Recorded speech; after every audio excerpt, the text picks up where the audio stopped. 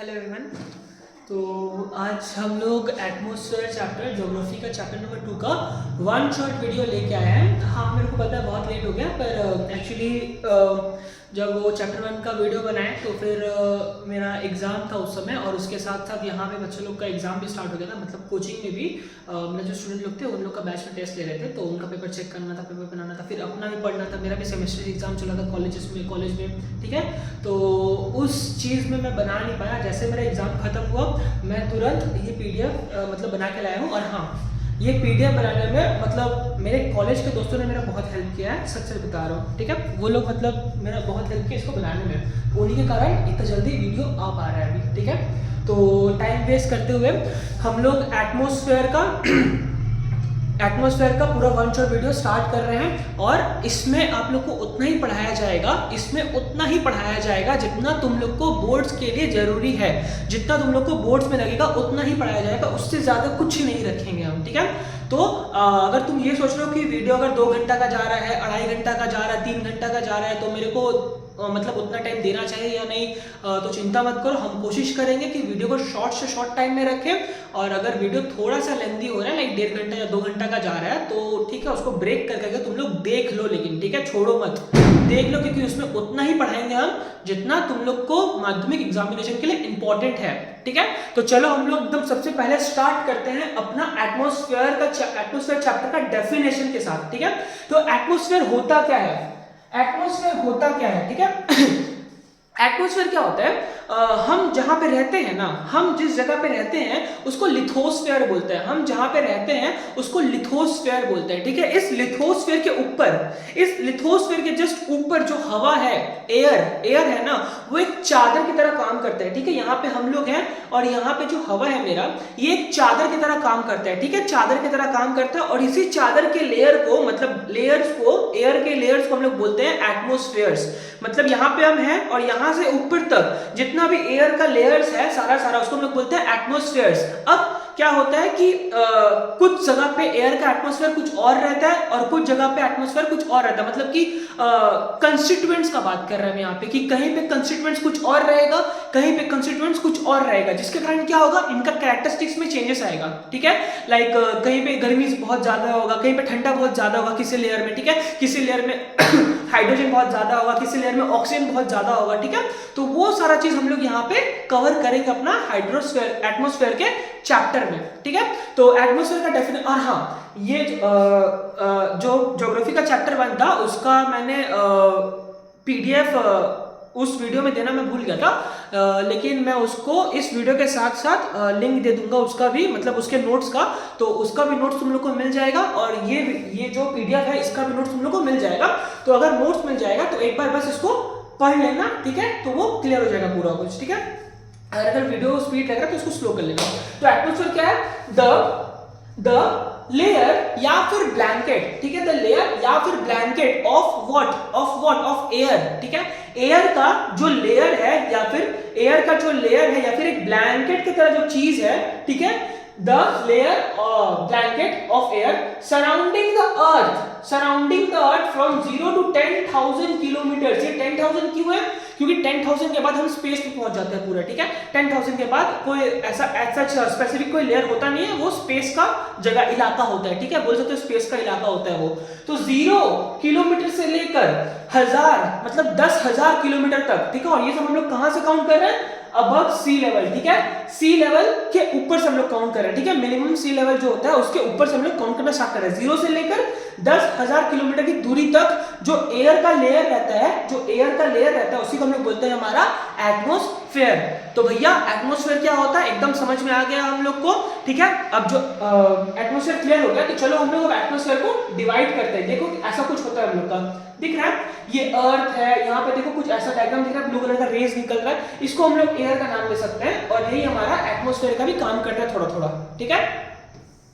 Next है हमारा composition of atmosphere. Atmosphere का कॉम्पोजिशन का मतलब होता है कि किस चीज से वो बना है। मतलब कुछ भी अगर है तो उसका बनावट में क्या क्या इंक्लूडेड है, मतलब उसकी बनावट में क्या क्या है, ठीक है, वो क्या क्या चीजों से बना है। तो वो हम लोग यहाँ पे देखेंगे हमारा एटमॉस्फेयर जो है वो किन किन चीजों के मिश्रण से या फिर मिक्सचर से बना है, कॉम्पोजिशन क्या क्या है इसका, ठीक है।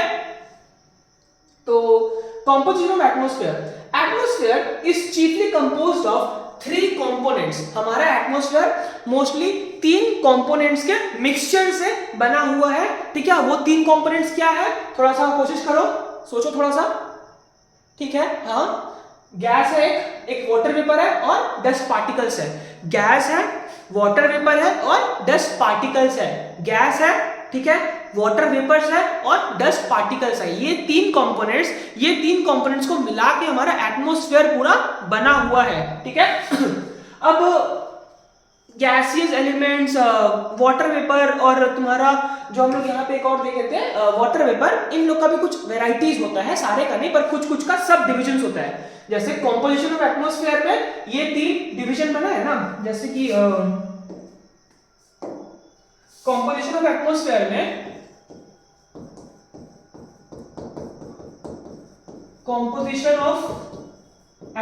में ये 3 चीज बना है मेरा, ठीक है, ये 3 चीज बना है मेरा। अब इसी का कुछ और सब पार्ट्स होगा मेरा, ठीक है। इसी एक चीज का सपोज ये गैस है, गैसेस एलिमेंट्स का और सब पार्ट्स होगा, यहाँ कुछ होगा, यहाँ कुछ होगा, यहाँ कुछ होगा। तो ये हम लोग देखेंगे अभी, ठीक है। ये थोड़ा इंपॉर्टेंट है, ध्यान से देखना, ठीक है। ये क्वेश्चन पूछता है इससे हम लोग को। हाँ, तो composition of atmosphere. The atmosphere is chiefly composed of 3 components: gases, water vapor and dust particles. ठीक है। अब gaseous elements को पहले हम लोग क्लासिफाई करते हैं, ठीक है। gaseous elements को हम लोग देखते हैं कि क्या क्या होता है। Atmosphere consist of many gases. ये बात तो बहुत एकदम प्योर रॉ लिखा हुआ है कि हमारा जो एटमॉस्फेयर है वो बहुत सारा गैसेस को अपने अंदर कंसिडर करता है, ठीक है। बहुत सारा गैसेस हमारा एटमॉस्फेयर में रहता है, ठीक है। बहुत सारा गैसेस हमारा एटमॉस्फेयर में रहता है, जिसमें से जो मेन गैस हमारा वो कौन सा है, बिल्कुल सही, नाइट्रोजन, ठीक है। जिसमें से हमारा जो मेन गैस है वो कौन सा, नाइट्रोजन, जो पूरा 78% कंसिस्ट रहता है, मतलब पूरा 78% ऑफ टोटल एटमॉस्फेयर का गैस। एटमॉस्फेयर में जितना भी गैस है हमारा, उसका 78% कौन लेके रखता है, नाइट्रोजन, ठीक है। तो ये जो लिखा है तुम लोग इसको पढ़ लेना एक बार। Nitrogen constitutes mainly about 78% of atmosphere. It is required for fertilization of plants, essential for growth of plants as well as for animals. तो plants और animals दोनों को नाइट्रोजन लगता है अपना फर्टिलाइजेशन के लिए, मतलब अपना ग्रोथ के लिए, अपने खाना बनाने के लिए और भी बहुत काम के लिए नाइट्रोजन लगता है हम लोग को, ठीक है। नेक्स्ट हमारा ऑक्सीजन। तो ऑक्सीजन को शायद बताने का दरकार नहीं है, क्योंकि आज हम जो बात कर पा रहे हैं, अगर हम जो बोल रहे हैं, प्लांट्स जो हम लोग को देता है उसी को शायद ऑक्सीजन हम लोग बोलते हैं, ठीक है। तो हम लोग जिसके कारण जिंदा है वही ऑक्सीजन है, तो ऑब्वियसली उसका मात्रा हमारे एटमॉस्फेयर में 21% के अराउंड होता है, ठीक है, जो कि सेकंड हाईएस्ट गैसेस है, ठीक है। सेकंड हाईएस्ट गैस है हमारे एटमॉस्फेयर में नाइट्रोजन के बाद ऑक्सीजन। नेक्स्ट हमारा कार्बन डाइऑक्साइड जो 0.033% होता है। अब इतना सारा गैसेस है, उसमें 0.033% थोड़ा सा अच्छा खासा वैल्यू रखता है, ठीक है। लेकिन उसके बावजूद भी नाइट्रोजन का इम्बैलेंस होता है तो बहुत प्रॉब्लम्स होता है ह्यूमन लाइफ को, ठीक है। तो ये था हमारा कार्बन डाइऑक्साइड। अब नेक्स्ट था हमारा वाटर वेपर। पहला था गैसेस का सब डिविजन हमारा क्या था, हाइड्रोजन, सॉरी गैसेस का हमारा सब डिवीजन क्या था, नाइट्रोजन, ऑक्सीजन और कार्बन डाइऑक्साइड, ठीक है। नेक्स्ट है हमारा वाटर वेपर। तो अब वाटर वेपर को देखते हैं। Water vapour is the most important element of atmosphere. It is the gaseous state of water. Water vapour is important for forming cloud, rain, fog, hailstorm etc. It absorbs heat and thereby maintains heat balance in the atmosphere. तो water vapour क्या करता है, जितना भी heat रहता है उसको absorb करता है और हमारा एटमॉस्फेयर का हीट बैलेंस को मेंटेन करके रखने में हेल्प करता है हम लोग का, ठीक है।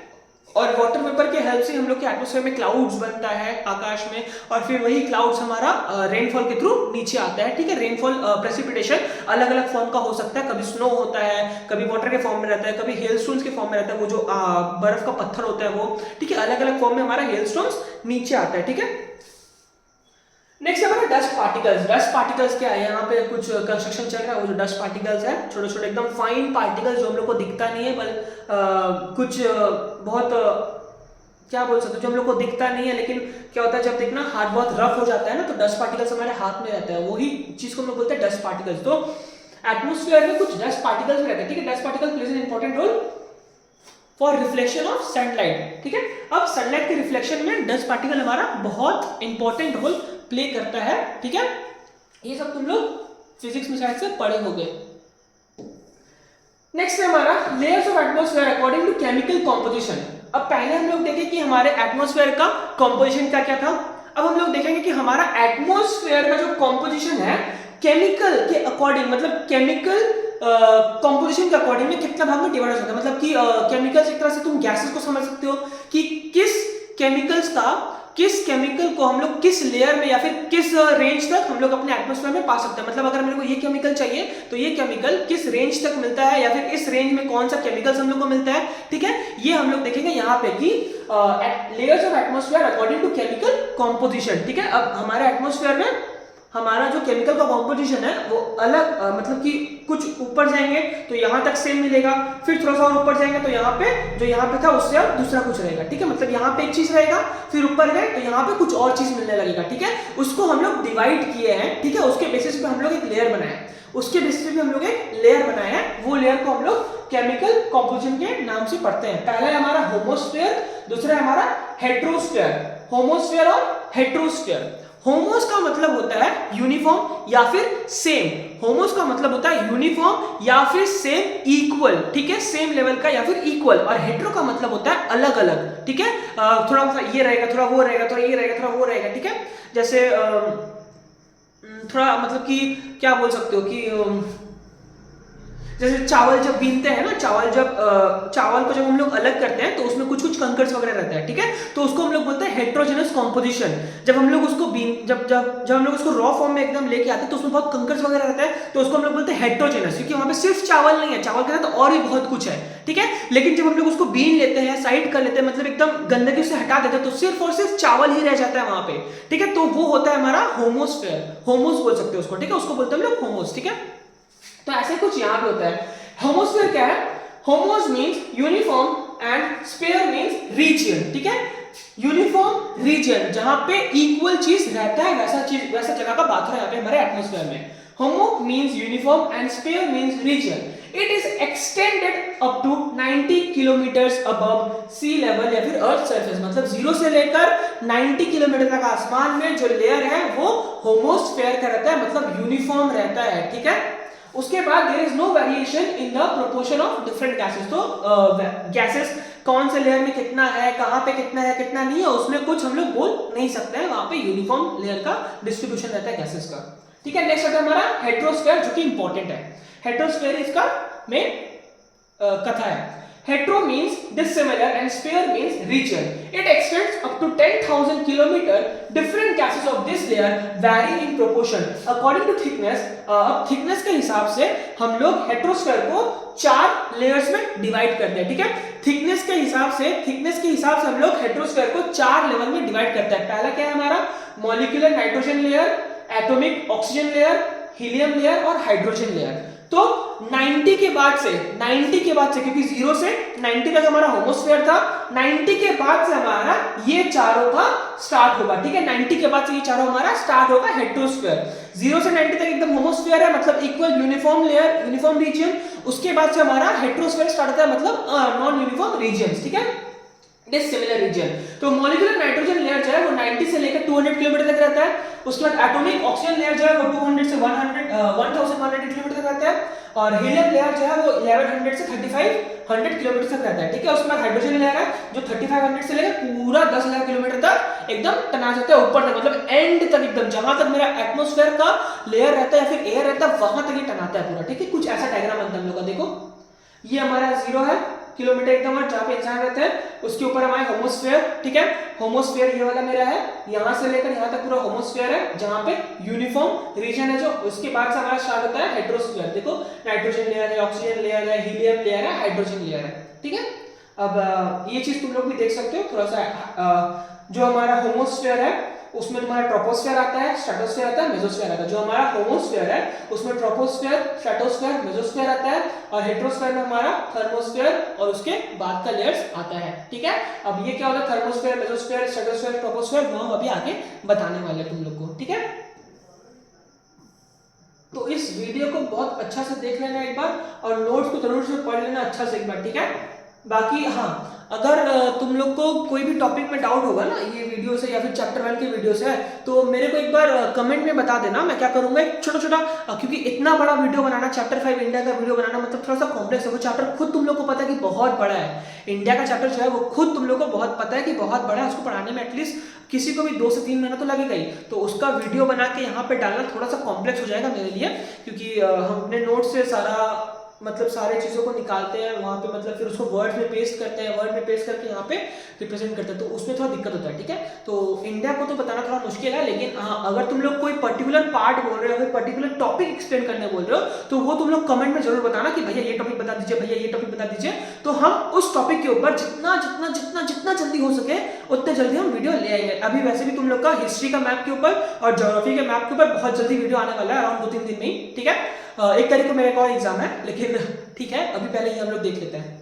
तो layers of atmosphere according to variation of temperature और एल्टीट्यूड। अब आता है इस चैप्टर का मेन कड़ी। ठीक है, मेन कड़ी क्या है, क्यों, क्योंकि अब हम लोग देखने जा रहे हैं कि हमारा एटमॉस्फेयर को टेम्परेचर के हिसाब से कैसे हम लोग डिवाइड कर सकते हैं। हमारे एटमॉस्फेयर को टेम्परेचर के हिसाब से या एल्टीट्यूड मतलब ऊंचाई, जमीन से ऊंचाई या फिर टेम्परेचर के हिसाब से कैसे डिवाइड कर सकते हैं। ठीक है, ये हम लोग देखेंगे अभी यहाँ पे। The layers of atmosphere according to the variation in temperature और एल्टीट्यूड। ठीक है, पहला, the layers of atmosphere according to variation in temperature and altitudes are troposphere, stratosphere, mesosphere, thermosphere, जिसको हम लोग ionosphere भी बोलते हैं क्योंकि वहाँ बहुत आयंस पाते हैं हम लोग, और होता है हमारा exosphere। तो पहले बिना टाइम वेस्ट के जल्दी देखते हैं ट्रोपोस्फेयर होता क्या है। Tropos meaning change and sphere as in the earth। ठीक है, इट इज एक्सटेंडेड, स्फीयर का मतलब होता है रीजन, ट्रोपोस का मतलब होता है चेंज। ठीक है, it extends from 8 kilometer in poles to 18 kilometer in equatorial region। अच्छा, तो अब यहाँ पे क्या फंडा है कि हमारा जो पोल्स है और इक्वेटोरियल का रीजन है, मतलब पोल्स में और इक्वेटर के रीजन में जो हमारा ट्रोपोस्फेयर का लेयर्स होता है वो अलग अलग होता है। पोल्स में 8 किलोमीटर होता है, वही इक्वेटोरियल रीजन में 18 की तरफ से होता है। ठीक है, मतलब जैसे जैसे ऊपर जाते जाएंगे हम लोग वैसे वैसे हमारा वो क्या बोलते हैं हाइट कमता जाएगा। ठीक है, एल्टीट्यूड कमता जाएगा ट्रोपोस्फेयर का।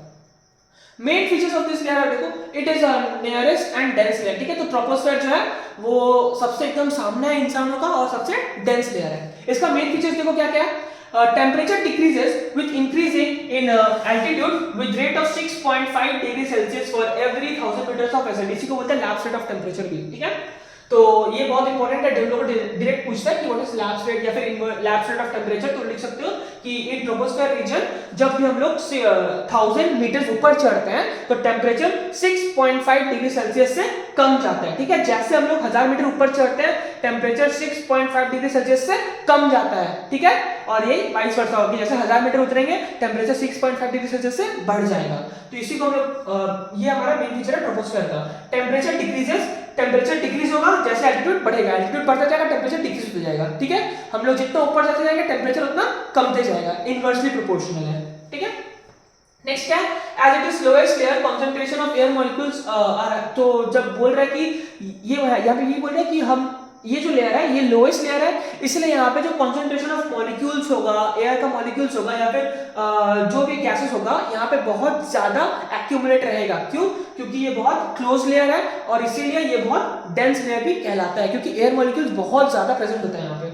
नेक्स्ट हमारा it is whether making layer. ये लेयर में हमारा मोस्टली क्लाउड्स का फॉर्मेशन होता है और इसीलिए इसको हम लोग वेदर मेकिंग लेयर्स भी बोलते हैं। Fast moving airs like jet streams blow in this region. अब एक जेट स्ट्रीम बोल के एक विंड का नाम होता है जो इसी रीजन में पाया जाता है। ठीक है, नेक्स्ट हमारा स्ट्रेटोस्फेयर। अब ट्रोपोस्फेयर जो एंड हुआ, ठीक है, ट्रोपोस्फेयर जो एंड हुआ उसके बाद आया स्ट्रेटोस्फेयर। तो स्ट्रेटोस्फेयर और ट्रोपोस्फेयर के बीच में, स्ट्रेटोस्फेयर और ट्रोपोस्फेयर के बीच में एक लेयर होता है जिसको बोलते हैं ट्रोपोपॉज, जो ट्रोपोस्फेयर में पॉज लगाता है। ट्रोपोस्फेयर जैसे खत्म हुआ उसके बाद एक लेयर है ट्रोपोपॉज का, ठीक है, जो ट्रोपोस्फेयर में पॉज लगाता है। ठीक है, उसके बाद हमारा स्टार्ट होता है स्ट्रेटोस्फेयर।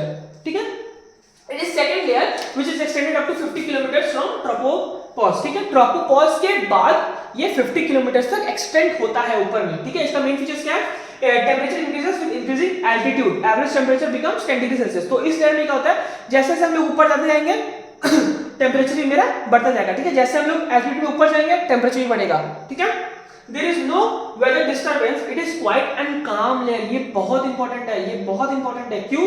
क्योंकि यहाँ पे कोई भी डिस्टर्बेंस नहीं होता है, यहाँ पे वेदर का कोई भी डिस्टर्बेंस नहीं होता, एकदम काम रीजन रहता है ये। तो थोड़ा सा ध्यान लगाओ, थोड़ा सा ध्यान लगाओ और सोचो कि जो फाइटर पायलट्स मेरा उड़ता है वो तो बहुत स्पीड में उड़ता है, मैक 2, मैक 4, मैक 5 के स्पीड से उड़ता है, ठीक है। तो वो अगर इतना स्पीड में उड़ रहा है तो क्लाउड्स के कारण क्या उसको दिक्कत होगा? हाँ, अगर दिक्कत होगा तो फिर वो तो ट्रोपोस्फेयर में नहीं उड़ेगा। तो ट्रोपोस्फेयर में नहीं उड़ेगा तो कहां उड़ेगा? एग्जैक्टली अगर ट्रोपोस्फेयर में नहीं हो पा रहा तो ये स्ट्रेटोस्फेयर है ना। स्ट्रेटोस्फेयर में क्या है? यहाँ पे there is no weather disturbance. बहुत इंपॉर्टेंट लाइन है, no weather disturbance, it is quite and calm layer. इसीलिए जो हमारा फाइटर प्लेन्स होता है या फिर फाइटर पायलट जो होते हैं वो इस लेयर में ही अपने फाइटर प्लेन्स को उड़ाना प्रेफर करते हैं, क्योंकि यहाँ पे उन लोग को टॉप स्पीड मिलता है एकदम, ठीक है। और क्लाउड्स भी हम लोग को ज्यादा देखने को नहीं मिलता है इस लेयर में, तो एकदम शांति वाला लेयर रहता है ये। ओजोन लेयर और O3 present in this layer ranging from 14 to 40 kilometres which protect us from ultraviolet rays and gamma rays, ठीक है। तो 14 से लेकर 40 किलोमीटर जो हमारा होता है वो ओजोन लेयर का घर होता है। ये ओजोन लेयर क्या करता है? जो एटमॉस्फेयर से हम लोग को गामा रे आता है, हाँ वही गामा रे जो हल्क को हल्क बनाया है, ठीक है। वही गामा रे जिससे हल्क बना है, ठीक है। तो गामा रेस को ये लोग अल्ट्रावायलेट रेस को और गामा रेस को धरती में आने से बचाता है, जिससे कि ह्यूमंस लोग शांति से रह पाए बिना किसी स्किन प्रॉब्लम्स के, ठीक है। अल्ट्रावायलेट रेस गामा रेस जो होता है वो हमारे स्किन को अफेक्ट करता है और वो कैंसर का भी एक रीजन बनता है, ठीक है। तो ये लेयर हमारा ओजोन लेयर जो है ये स्ट्रेटोस्फेयर में होता है, ठीक है। और ये इसका मेन काम होता है तुम्हारा अल्ट्रावायलेट रेस को और गामा रेस को धरती से दूर रखना, ठीक है। तो ये थोड़ा इंपॉर्टेंट है, स्ट्रेटोस्फेयर देख लेना। नेक्स्ट हमारा मेसोस्फेयर, ये तो इजी एकदम। 50 से 80 किलोमीटर मेसोस्फेयर रहता है। इसका इंपॉर्टेंट फीचर्स क्या है? Temperature decreases with increasing altitude. तो पहला तो इनवर्स था, उसके बाद स्ट्रेटोस्फेयर है जो डायरेक्टली था, अब वापस से मेसोस्फेयर है जो इनवर्स है। टेंपरेचर डिक्रीज करेगा जैसे जैसे हमारा हाइट इंक्रीज होगा, ठीक है। मतलब ये भी इनवर्स प्रोपोर्शनल है। Incoming meteors from outer space towards the earth are burned, ठीक है। तो जितना भी मेटियोरॉइड्स होता है या फिर जो छोटा पत्थर होता है हम लोग का, जो वास्ट पत्थर मेटियोर्स वगैरह होते हैं, वो सारा कुछ हमारा इस लेयर में आके बर्न हो जाता है, एकदम जल के खत्म हो जाता है इसी लेयर में, ठीक है। Pressure of air is very low, और इस लेयर में जो हम लोग का एयर का प्रेशर होता है वो बहुत बहुत बहुत ज्यादा लो रहता है, ठीक है। नेक्स्ट है हमारा आयोनोस्फेयर, ठीक है। हाँ, एक बहुत अच्छा सा डायग्राम है यहाँ पे दिखाएंगे। अरे इतना जल्दी क्या भाई, रुक जाओ, डायग्राम दिखाएंगे जब बोल दिया तो। अभी देखो ये वाला, ठीक है। Ionosphere, this layer is also known as thermosphere, it extends up to 80 to 650 kilometres. Important features आ रहे हैं। इसका इंपॉर्टेंट फीचर्स क्या होगा बताओ? इसका इंपॉर्टेंट फीचर्स क्या होगा, थोड़ा सा सोच के बताओ। पहला था हमारा इनवर्सली, फिर आया डायरेक्टली, फिर इनवर्सली, तो इसका क्या होना चाहिए? डायरेक्टली। देखते हैं इसमें डायरेक्टली है या नहीं। Temperature rises rapidly and reaches up to 1200 kilometre. अब टेम्परेचर राइजेस का मतलब क्या? टेम्परेचर उठ रहा है, मतलब यस, जैसे जैसे हम लोग एल्टीट्यूड ऊपर जा रहे हैं इसका टेम्परेचर भी बढ़ रहा है। तो कौन सा रिलेशन हुआ? डायरेक्टली प्रोपोर्शनल हुआ, ठीक है। तो वो जो था डायरेक्ट इनवर्स डायरेक्ट वो भी फॉलो हो रहा है यहाँ पे। Radio waves can penetrate this layer, thus radio transmission is possible. तो ये जो लेयर होता है यहाँ पे रेडियो वेव्स जो होता है वो पेनिट्रेट कर सकता है इस लेयर के थ्रू पेनिट्रेट कर सकता है। तो इसी लेयर में हमारा रेडियो ट्रांसमिशन पॉसिबल होता है, ठीक है। Auroras are developed because of the disturbance in magnitude। अब ये लेयर में क्या होता है ना, ये लेयर में बहुत ज्यादा फ्री आयंस रहते हैं। ये लेयर में हमारा बहुत ज्यादा फ्री आयंस रहता है। हाँ वही कटायंस अनायंस वाला, ठीक है। ये लेयर में बहुत ज्यादा कटायंस और अनायंस प्रेजेंट रहता है, जिससे क्या होता है यहाँ पे रिएक्शन इन लोग का मतलब वो कटायंस और अनायंस इलेक्ट्रिकली चार्ज हो जाते हैं, ठीक है। ऑलरेडी वो चार्ज रहते हैं, वो अब रिएक्ट करने लगते हैं, ठीक है। और एक मैग्नेटिक फील्ड बनाते हैं अर्थ के आसपास, ठीक है। अर्थ के आसपास एक मैग्नेटिक फील्ड जैसे कुछ बनाते हैं, इसी को हम लोग बोलते हैं अरोरा ऑस्ट्रेलियास और अरोरा बोरियोलिस, ठीक है। During 6 months of night in North Pole, it is called Aurora Borealis, and South Pole it is called Aurora Australis, ठीक है। हमारा जो ऑस्ट्रेलिया है वो सर्दर्न हेमिस्फीयर में है, इसीलिए याद रखने के लिए देख लेना कि साउथ पोल में हमारा अरोरा ऑस्ट्रेलिस होता है, ठीक है। साउथ पोल में हमारा अरोरा ऑस्ट्रेलिस होता है क्योंकि सर्दर्न हेमिस्फीयर में हमारा ऑस्ट्रेलिया है, ऐसा याद रखने के लिए कर सकते हो। एक्सोस्फीयर जो है वो एक टाटा बाय बाय लेयर है, मतलब कि हाँ ठीक है एटमॉस्फेयर अब खत्म हो जा रहा है, तुम लोग एटमॉस्फेयर के बाहर चले गए हो एकदम, ठीक है, ये मार्क करता है ये एक्सोस्फीयर, मतलब तुम एग्जिट ले रहे हो हमारे एटमॉस्फेयर से, ठीक है। Temperature increases with increasing height, ठीक है, टेम्परेचर इंक्रीज करेगा जैसे जैसे हमारा हाइट इंक्रीज करेगा। ये हमारा एक डायग्राम है, देखो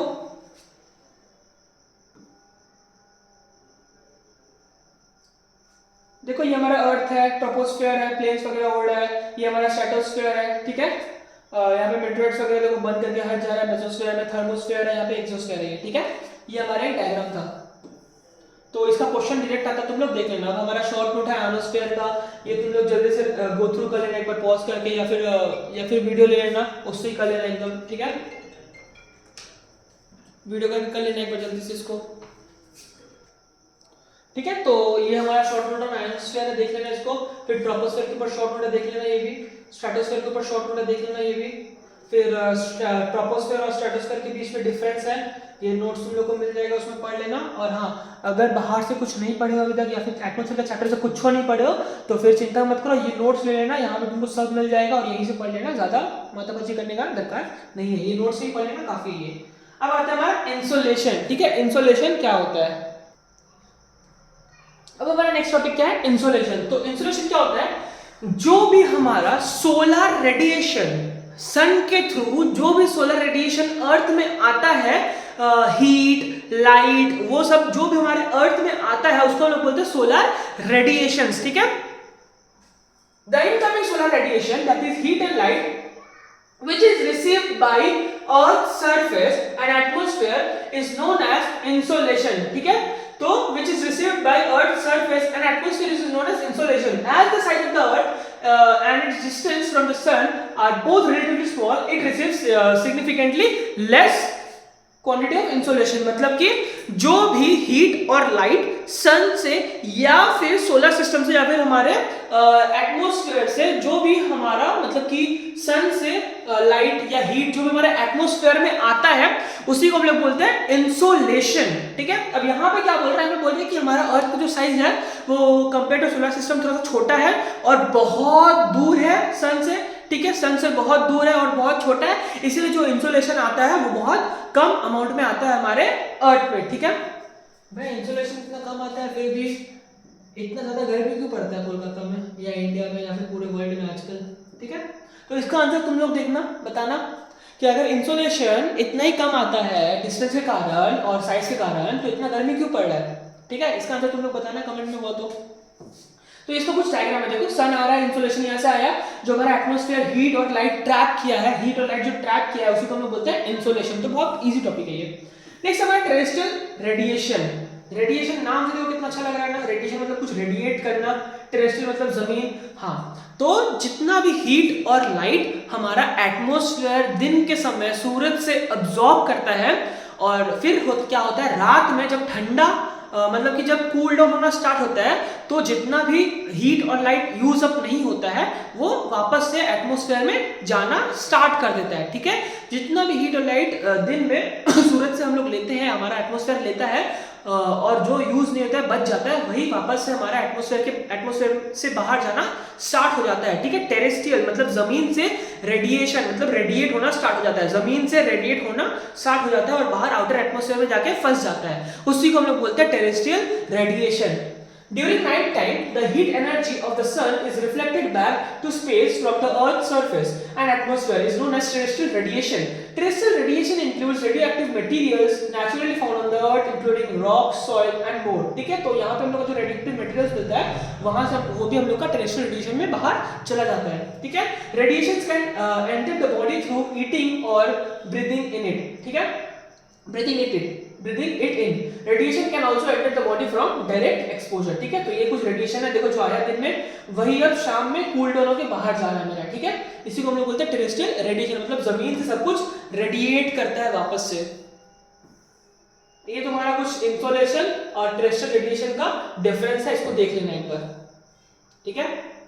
नेक्स्ट है हमारा एल्बेडो, अर्थ एल्बेडो। अर्थ एल्बेडो क्या होता है, 30% ऑफ, देखो हमारा सन कुछ अमाउंट ऑफ हीट और लाइट एटमॉस्फेयर से देता है, मतलब कि सोलर सिस्टम से देता है अर्थ की तरफ, और अर्थ कुछ अमाउंट ऑफ हीट और लाइट अब्सॉर्ब कर लेता है, ठीक है, और कुछ अमाउंट ऑफ हीट और लाइट एब्जॉर्ब नहीं कर पाता है। जो नहीं कर पाता है उसको वो बाहर एटमॉस्फेयर में छोड़ देता है, और उसी चीज को हम लोग बोलते हैं earth's albedo.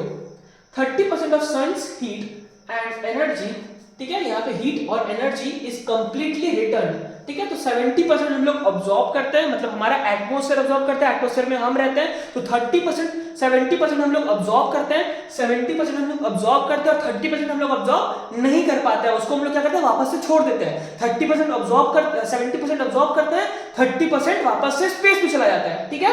30% of sun's heat and energy is completely returned to space is known as Earth's albedo, और यही 30% को हम लोग बोलते हैं क्या, Earth's albedo, ठीक है, Earth's albedo. It doesn't have the capacity to heat the surface and atmosphere, क्योंकि हमारा 70% जो हीट और लाइट होता है, एनर्जी होता है, वही काफी होता है हमारे एटमॉस्फेयर को हीट अप करने के लिए, ठीक है, और उतना ही काम हम लोग को भी दरकार होता है, उसमें हमारा काम भी चल जाता है, बाकी काम हम लोग बाकी हीट हम लोग अपने अंदर नहीं रहते, क्योंकि हम लोग को उसका दरकार ही नहीं पड़ता, हम लोग उसको यूज ही नहीं कर पाते हैं। यहाँ पे देखा जाए तो बोल सकते हो कि हमारा एटमॉस्फेयर दानी इंसान है, वो लालच नहीं करता है, मतलब कि उसको जितना का दरकार है वो उतना ही रखता है, जो बचा कुचा वो दे देता है, ठीक है, मतलब कि स्पेस मतलब गरीबों में बैठ देता है, ठीक है, जो उसको लगता है अपने काम को, अपने मतलब अपने आप को जिंदा रखने के लिए, हम लोग को जिंदा रखने के लिए वही वो रखता है, बाकी सारा वो बाहर भेज देता है वापस रिटर्न स्पेस में, ठीक है। तो यहाँ बोल सकते हैं एक चीज ये, it doesn't have the capacity to heat the surface and atmosphere. Albedo is highest near the poles and lowest in subtropics with a local maximum in tropics, ठीक है। तो ये पॉइंट याद रखना, एमसीक्यू में आ सकता है ये पॉइंट, ठीक है। Albedo is highest in poles and lowest in subtropics। हाँ, अब आता है हमारा एक इंपॉर्टेंट टॉपिक, क्या है कि how our atmosphere is heated up, how our atmosphere is heated up, हमारा एटमॉस्फेयर किस तरह से हीट अप होता है, ठीक है। तो हमारा एटमॉस्फेयर जो हीट अप होता है वो मेनली दो प्रोसेस से होता है, ठीक है। हमारा एटमॉस्फेयर जो हीट अप होता है वो मेनली दो प्रोसेस होते हैं, एक होता है डायरेक्ट प्रोसेस, एक होता है इनडायरेक्ट प्रोसेस। डायरेक्ट प्रोसेस क्या है कि हाँ, धूप आया, हीट आया, हम लोग उसको ऑब्जॉर्ब किए, बस डायरेक्टली ऑब्जॉर्ब हो गया। एक होता है इनडायरेक्ट प्रोसेस से, ठीक है, कि हाँ आया हमारा कि हम लोग उसको खाना बनाने में यूज किए और फिर वो खाना को हम लोग खाएं, तो हम लोग इनडायरेक्टली उसके एनर्जी को ऑब्जॉर्ब कर रहे हैं अपने अंदर, ठीक है, ये इनडायरेक्ट होता है। So the main source of heat and energy is the sun. The insolation or incoming solar radiation is received on Earth's surface as a form of heat and light. The atmosphere is heated by two ways, direct ways and indirect ways. The insolation is considered as 100 units और 100%। जो insulation होता है, जो सूरज से पहला बार धूप आ रहा है, हीट आ रहा है और या फिर लाइट आ रहा है, वो 100% आता है, ठीक है। सूरज ज्यादा हम लोग को हीट लाइट एनर्जी देने में कोई कमी नहीं करता, मतलब फुल देता है, मतलब कि तुमको जितना चाहिए लो, पूरा 100% हम लोग को दे देता है, ठीक है। वही वहां पे बोल रहा है कि 100 unit, 30% of it is reflected back as earth's albedo. तो 30% हम लोग उसको रिटर्न कर देते हैं कि ठीक है, हम लोग तो दरकार था, तुमने दिया, हम लोग इसका दरकार नहीं, तो इसको वापस ले लो, ठीक है। 30% हम लोग रिटर्न करते थे 70% यूज करके। The remaining 70% is distributed as direct and indirect ways to the atmosphere। 30% हम लोग यूज कर लिए, बचा 70% जो है वो डायरेक्ट और इनडायरेक्ट वे में हम लोग 30% रिटर्न भेज दिए, 70% जो बचा उसको हम लोग डायरेक्ट और इनडायरेक्ट वे में यूज करते हैं, ठीक है। 25% of it is directly absorbed by the atmospheric element like green house gases like CO2 दादा, मीथेन दादा एक्सेट्रा, ठीक है। तो ये सारा हम लोग का 25% अब्सॉर्ब करता है डायरेक्टली एंड वाटर वेपर, ठीक है, वाटर वेपर तो बहुत इंपॉर्टेंट है। The remaining 45% is indirectly absorbed by Earth's surface and atmosphere, ठीक है। बचा हुआ जो हमारा 45% है वो indirectly absorb हो जाता है अर्थ के सरफेस में और एटमॉस्फेयर में। The heat energy is transferred between the Earth's surface and atmosphere by, अब हमारा जो हीट और एनर्जी एक जगह से दूसरी जगह ट्रांसफर होता है वो किस किस तरह से होता है, मतलब इनडायरेक्टली किस किस तरह से ट्रांसफर होता है वो हम लोग देखेंगे। ट्रांसफर ऑफ हीट किस किस तरह से होता है, कैसे कैसे होता है। मेनली ये 4 फॉर्म से होता है, radiation, conduction, convection, adduction. Radiation में क्या होता है कि कोई भी मास इन्वॉल्व नहीं होता, मतलब कि एक बॉडी से दूसरे बॉडी में बिना कांटेक्ट किए, एक बॉडी से दूसरे बॉडी में बिना कांटेक्ट किए, मतलब दूर से ही हीट ट्रांसफर हो जाता है, मतलब यहां से हीट ट्रांसफर हो रहा है, देखो ऐसे बिना कांटेक्ट किए हीट ट्रांसफर हो रहा है, ठीक है। बिना कांटेक्ट किए हीट, जैसे वहां पे आंख जल रहा है, ऐसे हाथ दिखाएंगे हम, तो वहां से मेरे अंदर ट्रांसफर हो रहा है, ठीक है। बिना कांटेक्ट के हीट जब ट्रांसफर होता है उसको हम लोग बोलते हैं radiation. It is a process by which heat waves are sent by the earth's surface in different direction. This is the most effective process of heating of atmosphere. तो यहाँ पे अलग अलग हीट का वेव्स अलग अलग जगह पर, मतलब ये अर्थ का सेंटर है, यहाँ से अलग अलग जगह पर हम लोग का वेव्स भागता है और पूरे एटमॉस्फेयर को हीट अप कर देता है, ठीक है। नेक्स्ट हमारा कंडक्शन।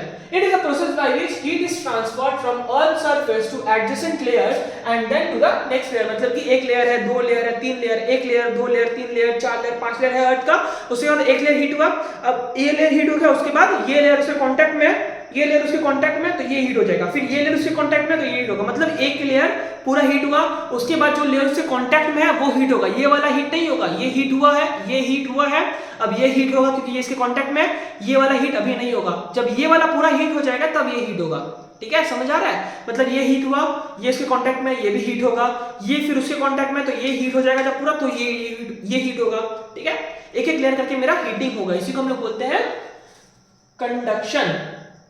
और कन्वेक्शन क्या होता है? कन्वेक्शन एक साइक्लिक प्रोसेस है, मतलब ये लेयर हीट हुआ, ऐसे क्या हीट हुआ, फिर यहाँ पे जो कोल्ड था वो नीचे आ गया, ठीक है। जब वाटर को बॉईल करते हैं हम लोग, तो उसमें होता क्या है कि ऊपर में जो ठंडा पानी रहता है, वहाँ ऊपर में जो हम लोग का गर्म पानी रहता है और नीचे में एक्चुअल में ठंडा पानी रहता है, ठीक है।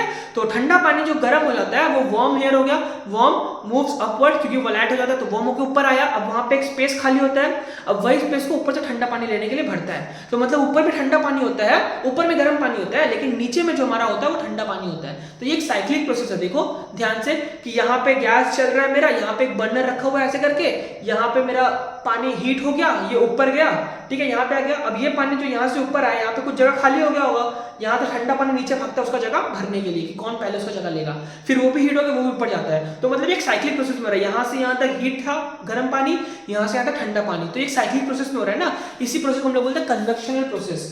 The process by which heat is circulated to layers of atmosphere in cyclic order, ठीक है। तो इसी तरह से साइक्लिक ऑर्डर में हमारा एटमॉस्फेयर का लेयर्स भी हीट अप होता है, ठीक है। पहले सरफेस हीट होता है, उसके बाद एडजेसेंट लेयर्स एकदम सर्कुलर वे में हीट अप होता है। एडवेक्शन क्या होता है? By this process advection, by the process of advection, heat is transferred horizontally from one to another layer। अब इसमें क्या होता है? हीट हमारा एक लेयर से दूसरे लेयर में हॉरिजॉन्टली ट्रांसफर हो जाता है, मतलब कांटेक्ट में रहे उसका बात नहीं हो रहा है, यहाँ पे जस्ट बोल रहा है कि एक लेयर से दूसरे लेयर में हीट मेरा हॉरिजॉन्टली ट्रांसफर हो जाएगा। अब इसके बाद कुछ इंपॉर्टेंट टर्म्स आते हैं, जैसे कि range of temperature. Range of temperature क्या होता है कि मैक्सिमम और मिनिमम टेम्परेचर का, मैक्सिमम और मिनिमम टेम्परेचर का जो डिफरेंस आएगा, मैक्सिमम माइनस मिनिमम करके जो डिफरेंस आएगा उसको हम लोग बोलते हैं रेंज ऑफ टेम्परेचर, ठीक है। मैक्सिमम माइनस मिनिमम जब हम लोग करेंगे तो जो डिफरेंस आएगा उसी को हम लोग बोलते हैं क्या? Range of temperature. नेक्स्ट हमारा annual range of temperature. Annual का मतलब क्या होता है? ईयरली, ठीक है, ईयरली बात होता है, ठीक है। एनुअल का मतलब होता है yearly.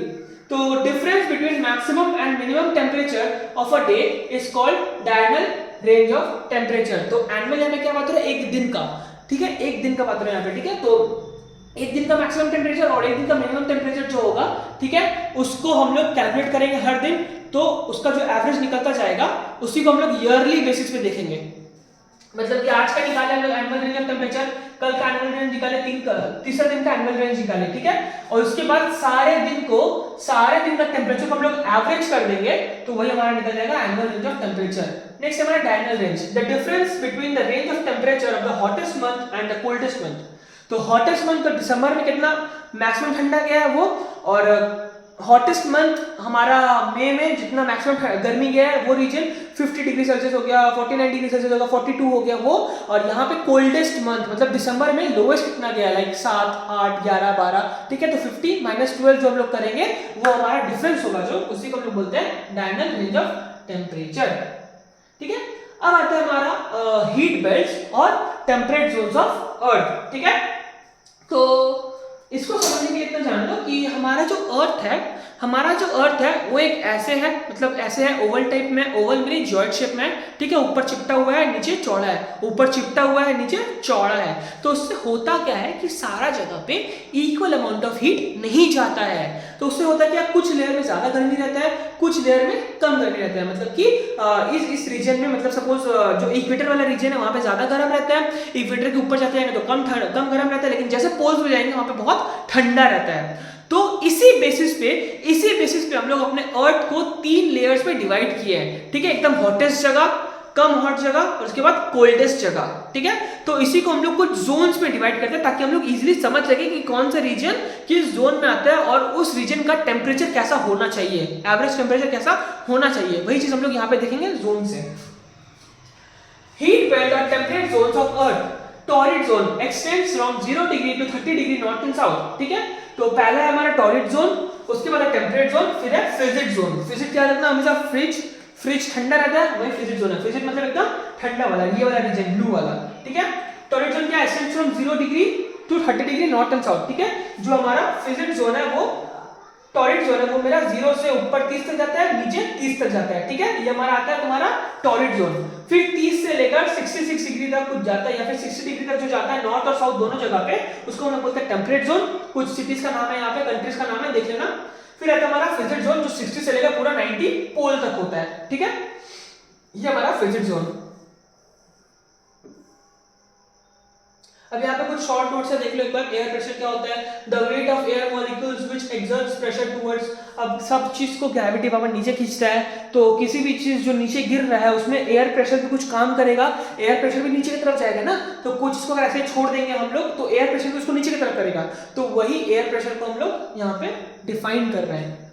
The weight of air molecules, कि एक एयर मॉलिक्यूल का कितना वेट है, एक एयर मॉलिक्यूल का कितना वेट है। The weight of air molecule which exerts pressure towards the surface is called air pressure.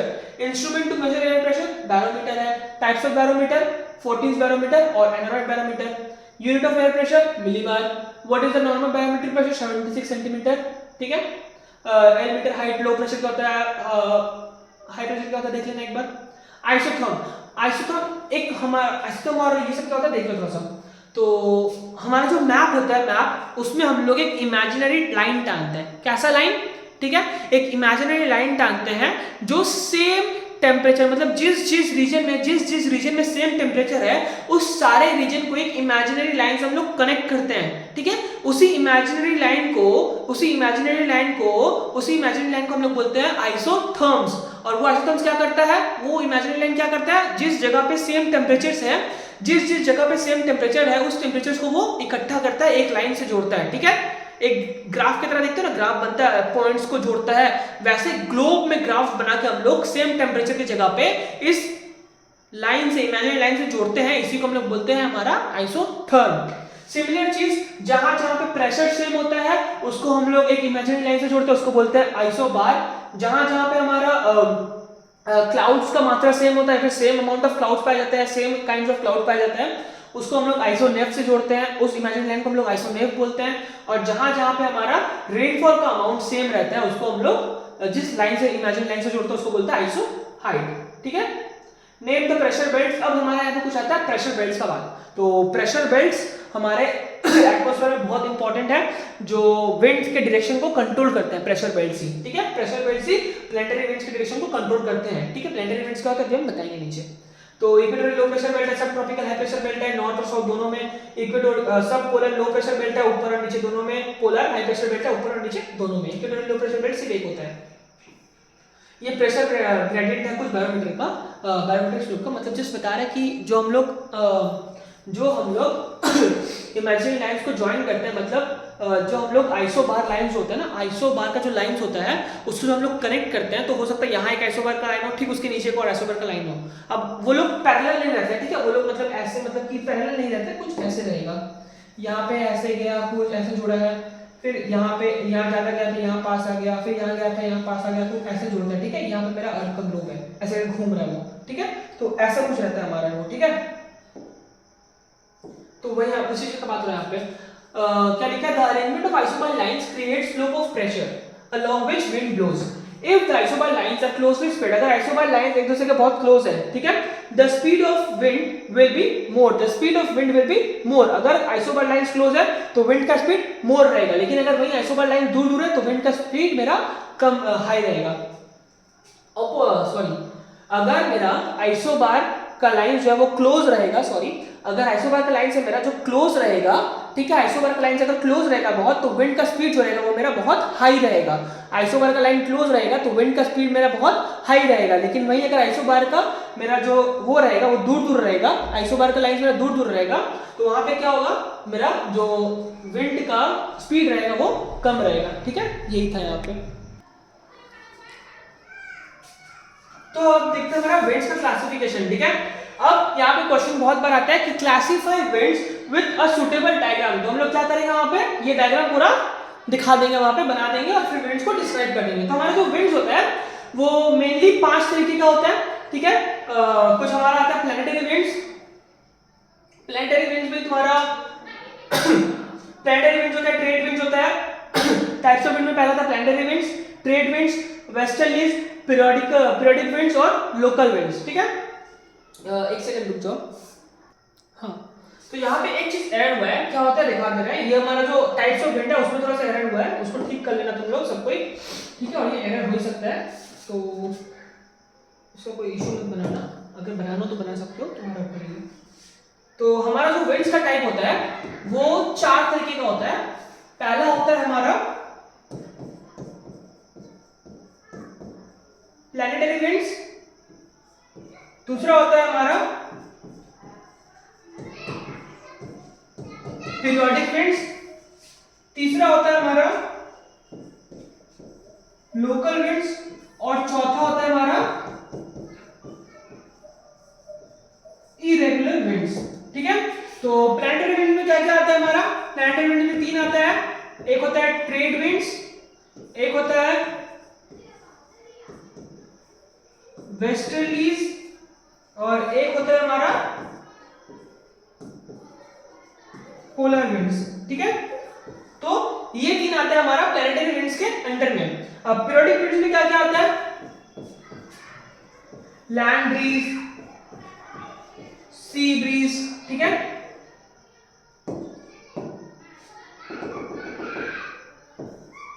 Land breeze दूसरा दिख रहा है ना, लैंड ब्रीज आता है, फिर आता है सी ब्रीज।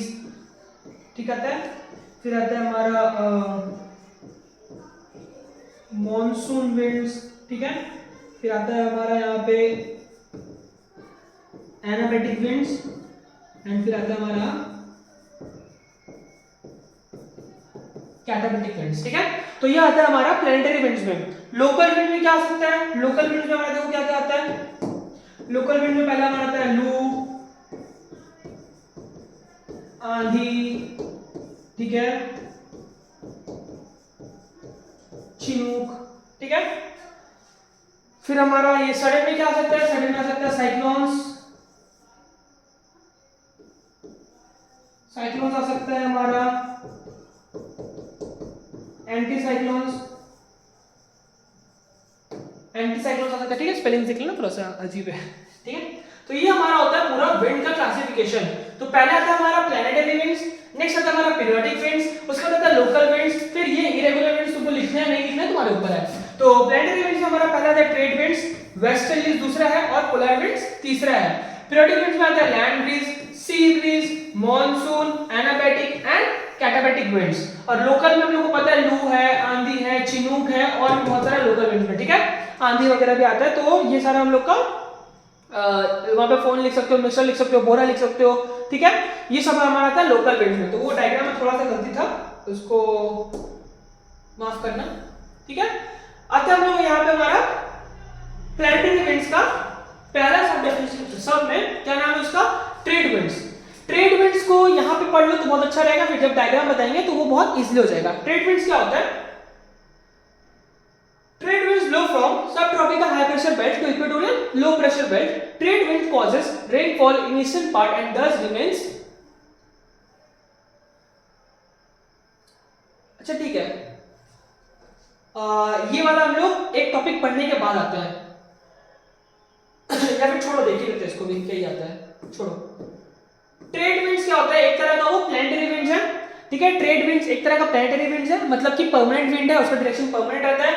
तो उसका पहला कैरेक्टरिस्टिक फीचर क्या है कि blow from sub tropical high pressure belt to equatorial low pressure belt, ठीक है, सब tropical high pressure belt to equatorial low pressure belt में सब हमारा ट्रेड विंड्स ब्लो करता है। नेक्स्ट हमारा ट्रेड विंड कॉजेस, अगर तुम लोग को लग रहा है कि सब ट्रॉपिकल हाई प्रेशर बेल्ट क्या है, इक्वेटोरियल लो प्रेशर बेल्ट क्या है, नहीं पता है, तो ठीक है, थोड़ा सा 5 मिनट जस्ट इसके बाद वाला जो टॉपिक है उसमें हम लोग ये सब चीज क्लियर कर लेंगे। तो 2 मिनट वेट करो यहाँ पे, ठीक है, बोर होने का दरकार नहीं, या फिर ऐसा मत सोचो कि ऊपर से जा रहा है, 2 मिनट रुक जाओ या फिर थोड़ा सा आगे बढ़ जाओ, नेक्स्ट वाला जो टॉपिक है उसी में रहेगा, ठीक है, relationship between planetary winds and pressure winds. तो दूसरा पॉइंट क्या है, trade wind causes rainfall in eastern part and this western part remains dry. Trade winds हमारा ईस्टर्न पार्ट में रेन करता है और वेस्टर्न पार्ट में रेन नहीं कर पाता, जिसके कारण वेस्टर्न पार्ट हमारा ड्राई रहता है पूरा।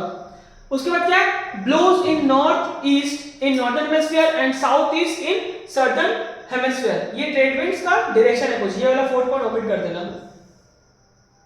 Westerlies, westerlies changes the direction and velocity in northern hemisphere and thus they are called variables। तो बहुत इंपॉर्टेंट है ये क्या, कि वेस्टर्लीज जो होता है वो नॉर्दर्न हेमिस्फीयर में अपना वेलोसिटी और कैरेक्टरिस्टिक्स को बदलते रहते हैं, इसीलिए उन लोग को नॉर्दर्न हेमिस्फीयर में वेरिएबल्स भी कहा जाता है। वहां पे नॉर्दर्न हेमिस्फीयर में वेस्टर्लीज का अलग अलग नाम होता है, फ्यूरियस 50, रोडिंग 40, ठीक है, स्ट्रीमिंग 60, ये सब नाम होता है हमारा वेस्टर्लीज का नॉर्दर्न हेमिस्फीयर में। In southern hemisphere, brave winds blow, या फिर brave westerlies winds blow uninterruptedly over vast oceans and produce great at 40 degree latitude, ठीक है, produces great speed at 40 degree latitude. These are known as roaring 40s. At 50 degree latitude, they are known as furious 50s, and 60 degree latitude, they are known as shaking 60s. Westerlies causes rainfall during winter. Okay, तो जो हमारा westerlies था northern hemisphere में, वो अपना speed को change करते रहता है और कैरेक्टरिस्टिक्स को भी चेंज करते रहते हैं, जिसके कारण क्या होता है, उसको हम लोग वेरिएबल्स बोलते हैं। और सदर्न हेमिस्फीयर में क्या होता है, मैंने पहले बोलने में थोड़ा गलती कर दिया था, सदर्न हेमिस्फीयर में क्या होता है, जो वेस्टर्लीज का विंड होता है वो अलग अलग लैटिट्यूड में अलग अलग नाम के थ्रू और अलग अलग स्पीड से ब्लो करता है, ठीक है। तो जैसे बोल सकते हो 40 डिग्री में जो वेस्टर्लीज ब्लो करता है उसका नाम है हमारा रोडिंग 40s, 50 डिग्री नॉर्थ में जो वेस्टर्लीज ब्लो करता है उसका नाम है फ्यूरियस 50s, और 60 डिग्री साउथ में जो वेस्टर्लीज ब्लो करता है उसका नाम है शेकिंग 60s या फिर स्क्रीमिंग 60s, ठीक है। Westerlies causes rainfall during winter, इसी को बोलते हैं हम लोग वेस्टर्न डिस्टर्बेंस, जो पंजाब के पार्ट्स में होता है, पंजाब हरियाणा की जगह पे होता है। Polar winds blow from northeast direction in northern hemisphere and southeast direction in southern hemisphere. Cold and dry winds thus are known as blizzards in this region. अब आते हैं हमारा मेन टॉपिक में, जो है हमारा relationship between pressure belt and planetary winds. Planetary winds और pressure belt के बीच का हम लोग रिलेशन देखेंगे, जो बहुत इंपॉर्टेंट है और बहुत बार 5 मार्क्स का क्वेश्चन ये बोर्ड्स में आता भी है, तो इसको ध्यान से देखना, एकदम डायग्राम के साथ बताएंगे, मजा आ जाएगा। ये वाला डायग्राम नहीं भाई, बना कर रखना, देखो है ना सुंदर डायग्राम, ये तुम लोग कॉपी बना लेना अपना, बहुत इंपॉर्टेंट है। Relationship between planetary winds and pressure belt का जब भी आंसर करोगे ना, तो ये डायग्राम को बना लेना और उसके बाद आंसर को एक्सप्लेन करना, देखना यूं एकदम इजीली हो जाएगा, सब कुछ चुटकी हो जाएगा, सब हो जाएगा आंसर तुम लोग का। तो ये डायग्राम पहले बना लो एक बार अच्छा से, ठीक है, ये हम लोग करेंगे, इसको पहले बना लो एक बार, बन गया, ठीक है। देखो, air pressure and wind system are related with each other. तो एयर प्रेशर और विंड हमारा एक दूसरे से रिलेटेड है, कैसे भैया, देखो, जब मेरा एयर प्रेशर लो होता है कहीं पे, समझाते हैं, सपोज ये वाला मेरा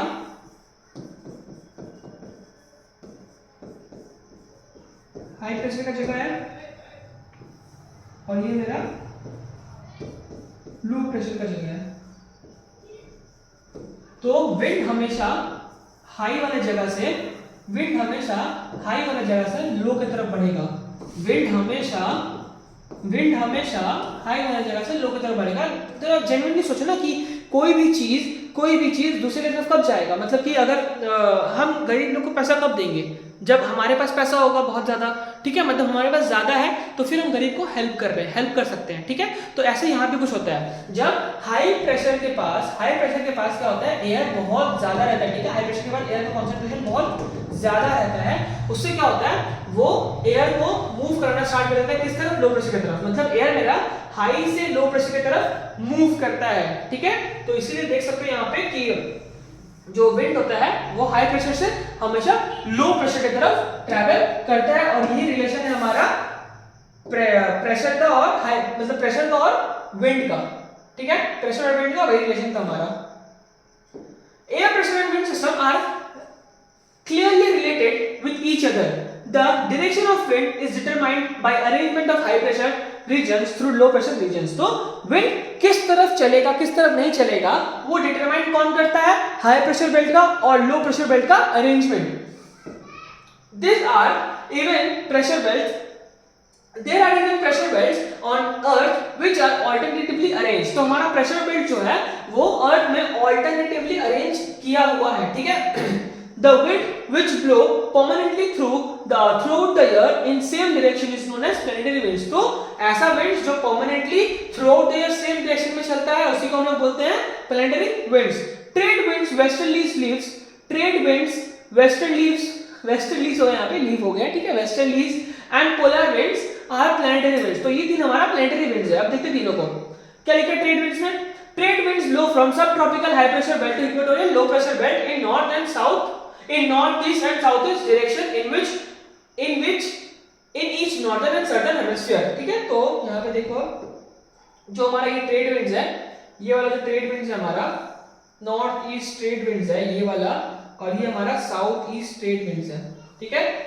ये नॉर्थ ईस्ट ट्रेड विंड्स और साउथ ईस्ट ट्रेड विंड्स देखो कहां से ऊपर है, सब tropical high pressure belt, sub tropical high pressure belt to equatorial low pressure belt, sub tropical high pressure belt to equatorial low pressure belt, ठीक है। मतलब ये ट्रेड विंड्स जो है वो सब ट्रॉपिकल हाई प्रेशर बेल्ट से इक्वेटोरियल लो प्रेशर बेल्ट की तरफ, इक्वेटोरियल लो प्रेशर बेल्ट की तरफ, इक्वेटोरियल लो प्रेशर बेल्ट की तरफ मूव करते हैं। देखो यहां भी सेम है, सब ट्रॉपिकल लो प्रेशर बेल्ट से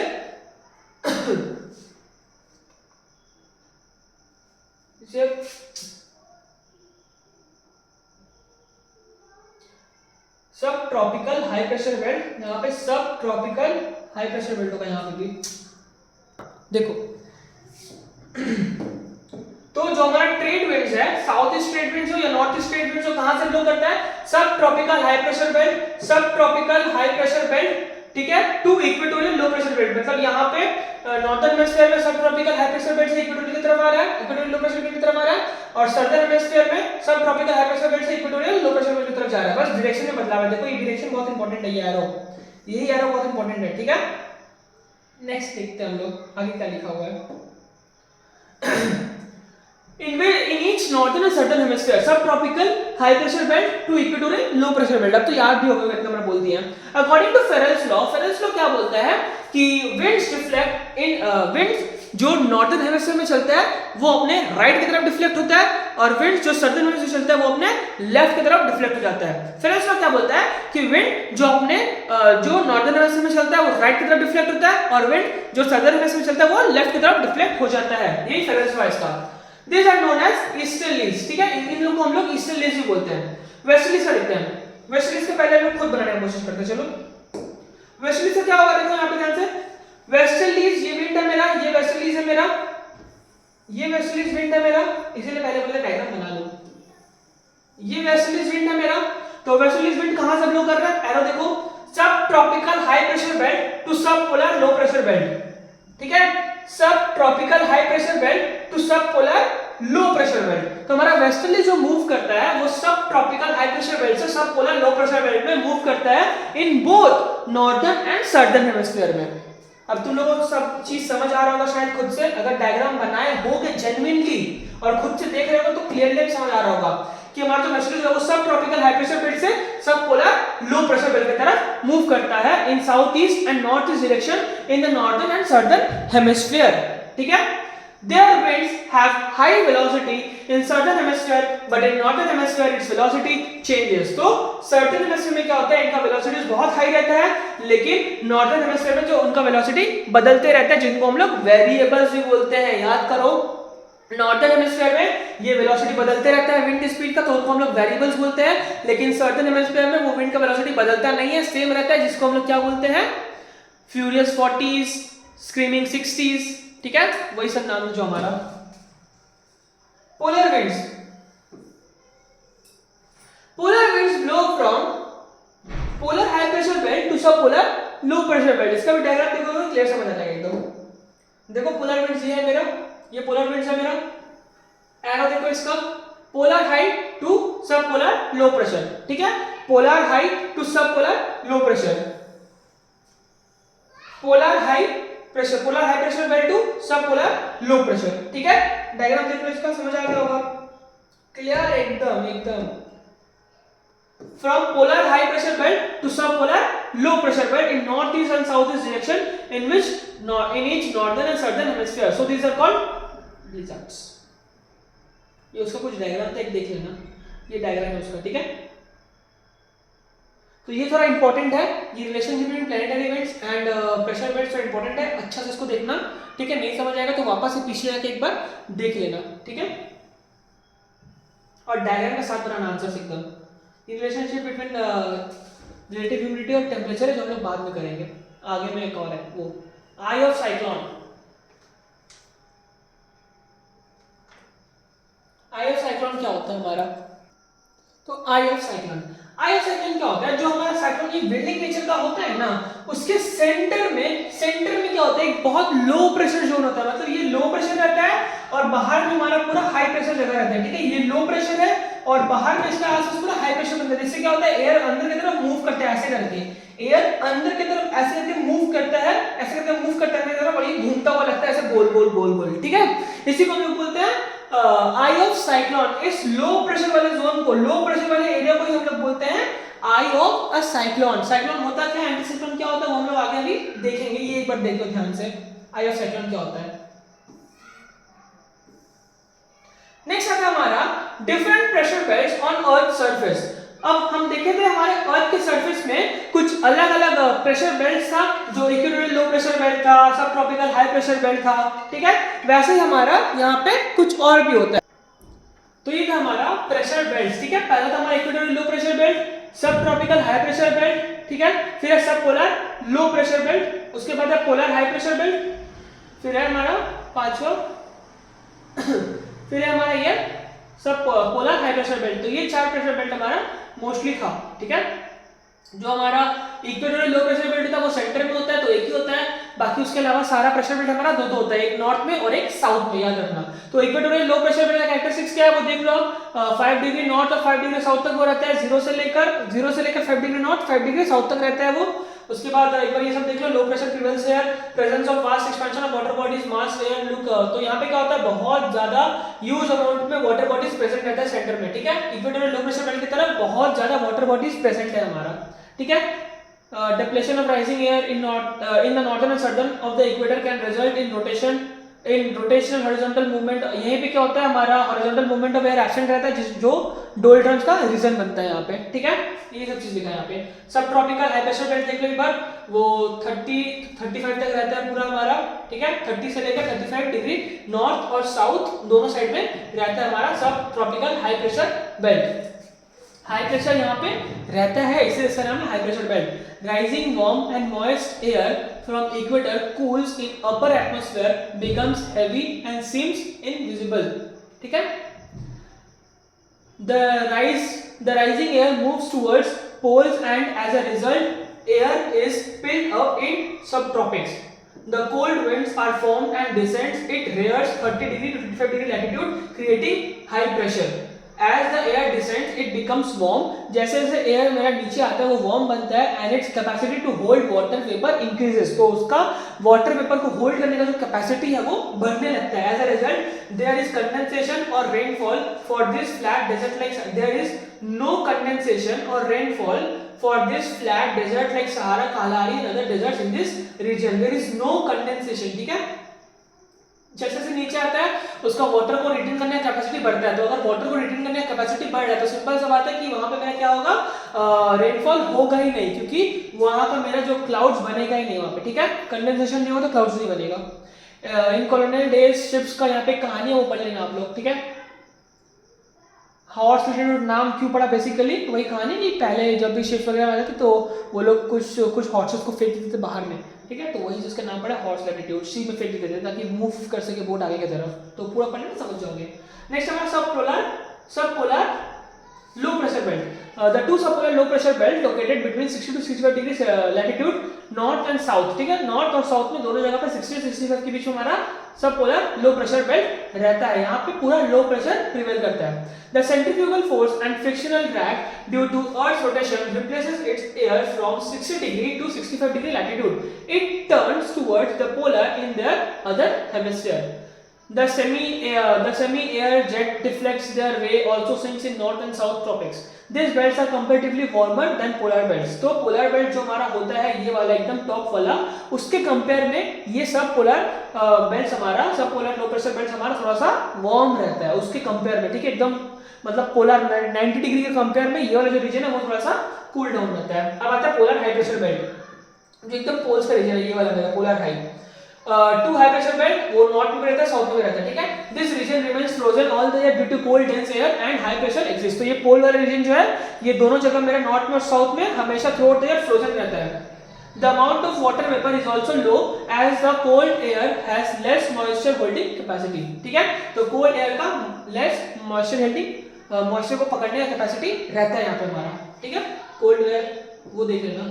The amount of water vapor is low as the cold air has less moisture holding capacity. Point number 3, air rises from subpolar region descends directly as the poles due to earth rotation. तो air subpolar region से जैसे जैसे descend करता है, air rises from, जो मेरा air सब polar region से डिसेंड करता है वो पोल्स की तरफ बढ़ता है आस्ते आस्ते रोटेशन के लिए, ठीक है, रोटेशन के कारण।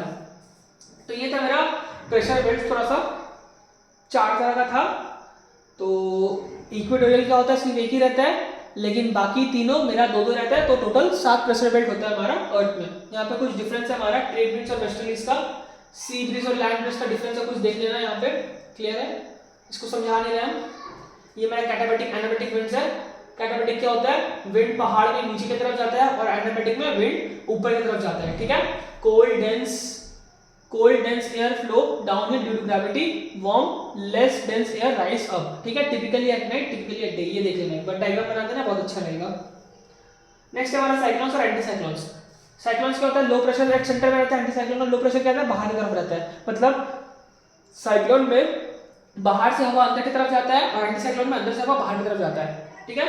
Wind rotates inwards, wind rotates outwards.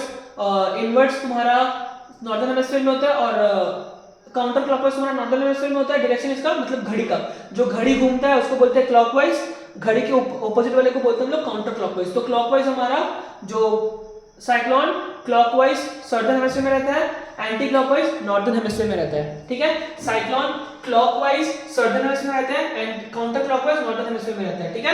वही मेरा एंटी साइक्लोन देखना, नॉर्दर्न हेमिस्फीयर में हमारा क्लॉकवाइज रहता है और काउंटर क्लॉकवाइज सदर्न हेमिस्फीयर में रहता है। एसोसिएटेड स्टॉर्म टर्बुलेंट विंड्स, ये शांत वगैरह रहता है बहुत, ठीक है, उतना कुछ तूफान वगैरह नहीं आता इसमें, ये देख लेना, ठीक है। एब्सोल्यूट ह्यूमिडिटी, रिलेटिव ह्यूमिडिटी ये देख लेना। एब्सोल्यूट ह्यूमिडिटी क्या होता है कि total amount of water vapour in the air, मतलब कि एयर में total amount of water vapour कितना प्रेजेंट है, ठीक है, ग्राम पर मीटर क्यूब, वो होता है हमारा एब्सोल्यूट ह्यूमिडिटी। रिलेटिव क्या होता है कि वाटर वेपर एक गिवन टेम्परेचर पे हमारा एयर कितना ज्यादा वाटर वेपर को होल्ड करके रख सकता है, उसको बोलते हैं हम लोग relative humidity. Formation of temperate cyclones, ठीक है, फॉर्मेशन ऑफ ट्रॉपिकल साइक्लोन्स है यहाँ पे। बहुत बेसिक है ये, तुम लोग को ज्यादा दिक्कत नहीं आएगा, लेकिन फिर मैं बता दे एक बार। टेम्परेट साइक्लोन ऑकर्स कहाँ पे होता है, 50 से 60 डिग्री नॉर्थ साउथ लैटिट्यूड में होता है। It is formed by the movement of warm moist winds called westerlies and cold polar winds towards subpolar low pressure belt. The polar winds is dense in nature. It pushes the warm wind upward. In front of this wind, a cloud forms in higher altitude as it rises, it rains little rainfall and cold winds blowing horizontally, ठीक है। ये हमारा temperate cyclone का ज्यादा इसमें। Next हमारा tropical cyclones. Tropical cyclones तुम्हारा 10 से 30 डिग्री नॉर्थ साउथ लैटिट्यूड्स में आता है, ठीक है। There are different types of tropical cyclones like typhoons in South China Sea, hurricanes in Caribbean islands, tornadoes in Mississippi valleys, and westerlies and Western India और Western India subcontinent, willy Australia, baguio in Philippines etcetera, इनका नाम होता है, tropical cyclones का अलग अलग नाम होता है। Due to severe low pressure in coastal areas this cyclones are mainly developed, ठीक है। तो कोस्टल एरियाज में जब बहुत लो प्रेशर हो जाता है तो ये साइक्लोन्स जनरली बनता है। कोस्टल एरिया में लो प्रेशर रहेगा, आसपास के एरिया में हाई प्रेशर रहेगा, तो जाके ये हमारा साइक्लोन्स बनता है। The low pressure area in the centre of the cyclone is called I of the cyclone. Wind moves from surrounding high pressure towards the eye of the cyclone with great velocity, already बता चुके थे पहले हम लोग। इन northern hemisphere ये भी बता चुके एंटी क्लॉकवाइज रहता है, वही काउंटर क्लॉकवाइज, और यहाँ पे हमारा क्लॉकवाइज रहता है सदर्न हेमिस्फीयर में। Near I of the cyclone the wind rises vertically and moves upward very quickly. तो साइक्लोन के आई के पास क्या होता है, विंड मेरा वर्टिकली राइज करता है और क्विकली अपवर्ड ऊपर की तरफ मूव करता है। This causes heavy rainfall, thunderstorms वगैरह आता है, ठीक है। Cyclone duration period is very short, 2 to 7 hours। they are very much destructive, ये देख लेना। अब रिलेटिव ह्यूमिडिटी और एयर टेम्परेचर का रिलेशन देखो। Air temperature and relative humidity have a inverse relation. Air temperature और रिलेटिव ह्यूमिडिटी का inverse temperature है। क्या? if the temperature increases, अगर टेम्परेचर मेरा इंक्रीज कर रहा है तो air can hold more moisture, ठीक है। अगर टेम्परेचर मेरा इंक्रीज कर रहा है, एयर ज्यादा मॉइस्चर होल्ड कर सकेगा। This ratio becomes low and RH obviously reduce. तो जैसे से मेरा एयर टेम्परेचर बढ़ा वैसे वैसे मेरा रिलेटिव ह्यूमिडिटी लो हो गया, ठीक है। Oppositely air temperature decreases and air can't hold most moisture, thus RH becomes high, ठीक है। सैचुरेटेड एयर क्या होता है कि एक पर्टिकुलर गिवन एरिया में और टेम्परेचर अगर सेम है, ठीक है, उस जगह पे मेरा एयर कितना अमाउंट ऑफ मॉइस्चर को होल्ड कर पा रहा है, कितना अमाउंट ऑफ मॉइस्चर को होल्ड कर पा रहा है, उसी को बोलते हैं हम लोग सैचुरेटेड एयर, ठीक है। और उसके बाद वो और मॉइस्चर को होल्ड नहीं कर पाएगा, ठीक है। मतलब कि और मॉइस्चर को वो होल्ड नहीं कर पाएगा, एकदम मैक्सिमम मॉइस्चर को होल्ड कर चुका है एक गिवन फिक्स टेम्परेचर पे, ठीक है। इसी को हम लोग बोलते हैं सैचुरेटेड एयर। ड्यू पॉइंट क्या है? The temperature at which the air becomes saturated is called due point. जब एक ऐसा टेम्परेचर जहां पे एयर मेरा सैचुरेट बन जाता है, पूरा ऐसा टेम्परेचर जहां पे एयर सैचुरेट बन जाता है, उसको हम लोग बोलते हैं ड्यू पॉइंट। अब आता है हम लोग condensation and it's different type. Condensation और उसका अलग अलग टाइप्स क्या क्या होता है, ये थोड़ा सा इंपॉर्टेंट है, क्वेश्चंस पूछा जाता है इस एग्जाम में। पहला है हमारा क्लाउड्स बनता है मॉइस्ट और वार्म लाइट एयर जो होता है वो ऊपर की तरफ जाता है, ठीक है। ऊपर की तरफ जाता है वो फिर ऊपर जैसे जाता है वो हल्का कूल डाउन होना स्टार्ट हो जाता है, और जैसे और हायर एल्टीट्यूड पे पहुंचता है वो और ज्यादा कूल हो जाता है, ठीक है।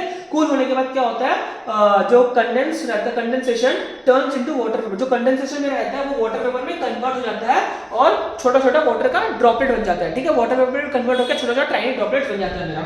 This floating particles are together form, और यही फ्लोटिंग पार्टिकल जब मिलता है तो ये लोग क्लाउड्स बनता है, ठीक है। Dew is form when earth surface और lower atmosphere becomes too cold. Dew कब बनता है? जब हमारा अर्थ का सरफेस या फिर लोअर एटमॉस्फेयर बहुत ज्यादा ठंडा हो जाता है, to cause water vapour in the air to condense into water droplets. और क्या करता है, नीचे में ही वाटर वेपर्स को वाटर ड्रॉपलेट्स में कन्वर्ट कर देता है, और वही हम लोग को फिर पत्ता वगैरह में ऐसे देखने को मिलता है ड्रॉपलेट्स में मॉर्निंग के समय में, ठीक है। फॉग क्या होता है? It is the cloud of water droplets suspended in air of lower level of atmosphere near the ground. तो फॉग क्या होता है? जब वाटर ड्रॉपलेट्स ग्राउंड के नीचे, ग्राउंड के पास ही एकदम एयर में फंस जाते हैं, सस्पेंड होकर रह जाते हैं, ठीक है। तो मॉर्निंग के समय में वो फॉग के रूप में हम लोग को दिखता है, मतलब घना कोहरा उसके रूप में हम लोग को देखने को मिलते हैं, ठीक है। स्मोक क्या होता है? जब पॉल्यूशन और फॉग मिल जाता है, जब पॉल्यूशन एयर और फॉग मिल जाता है तो हम लोग का कुछ स्मोक बनता है, ठीक है।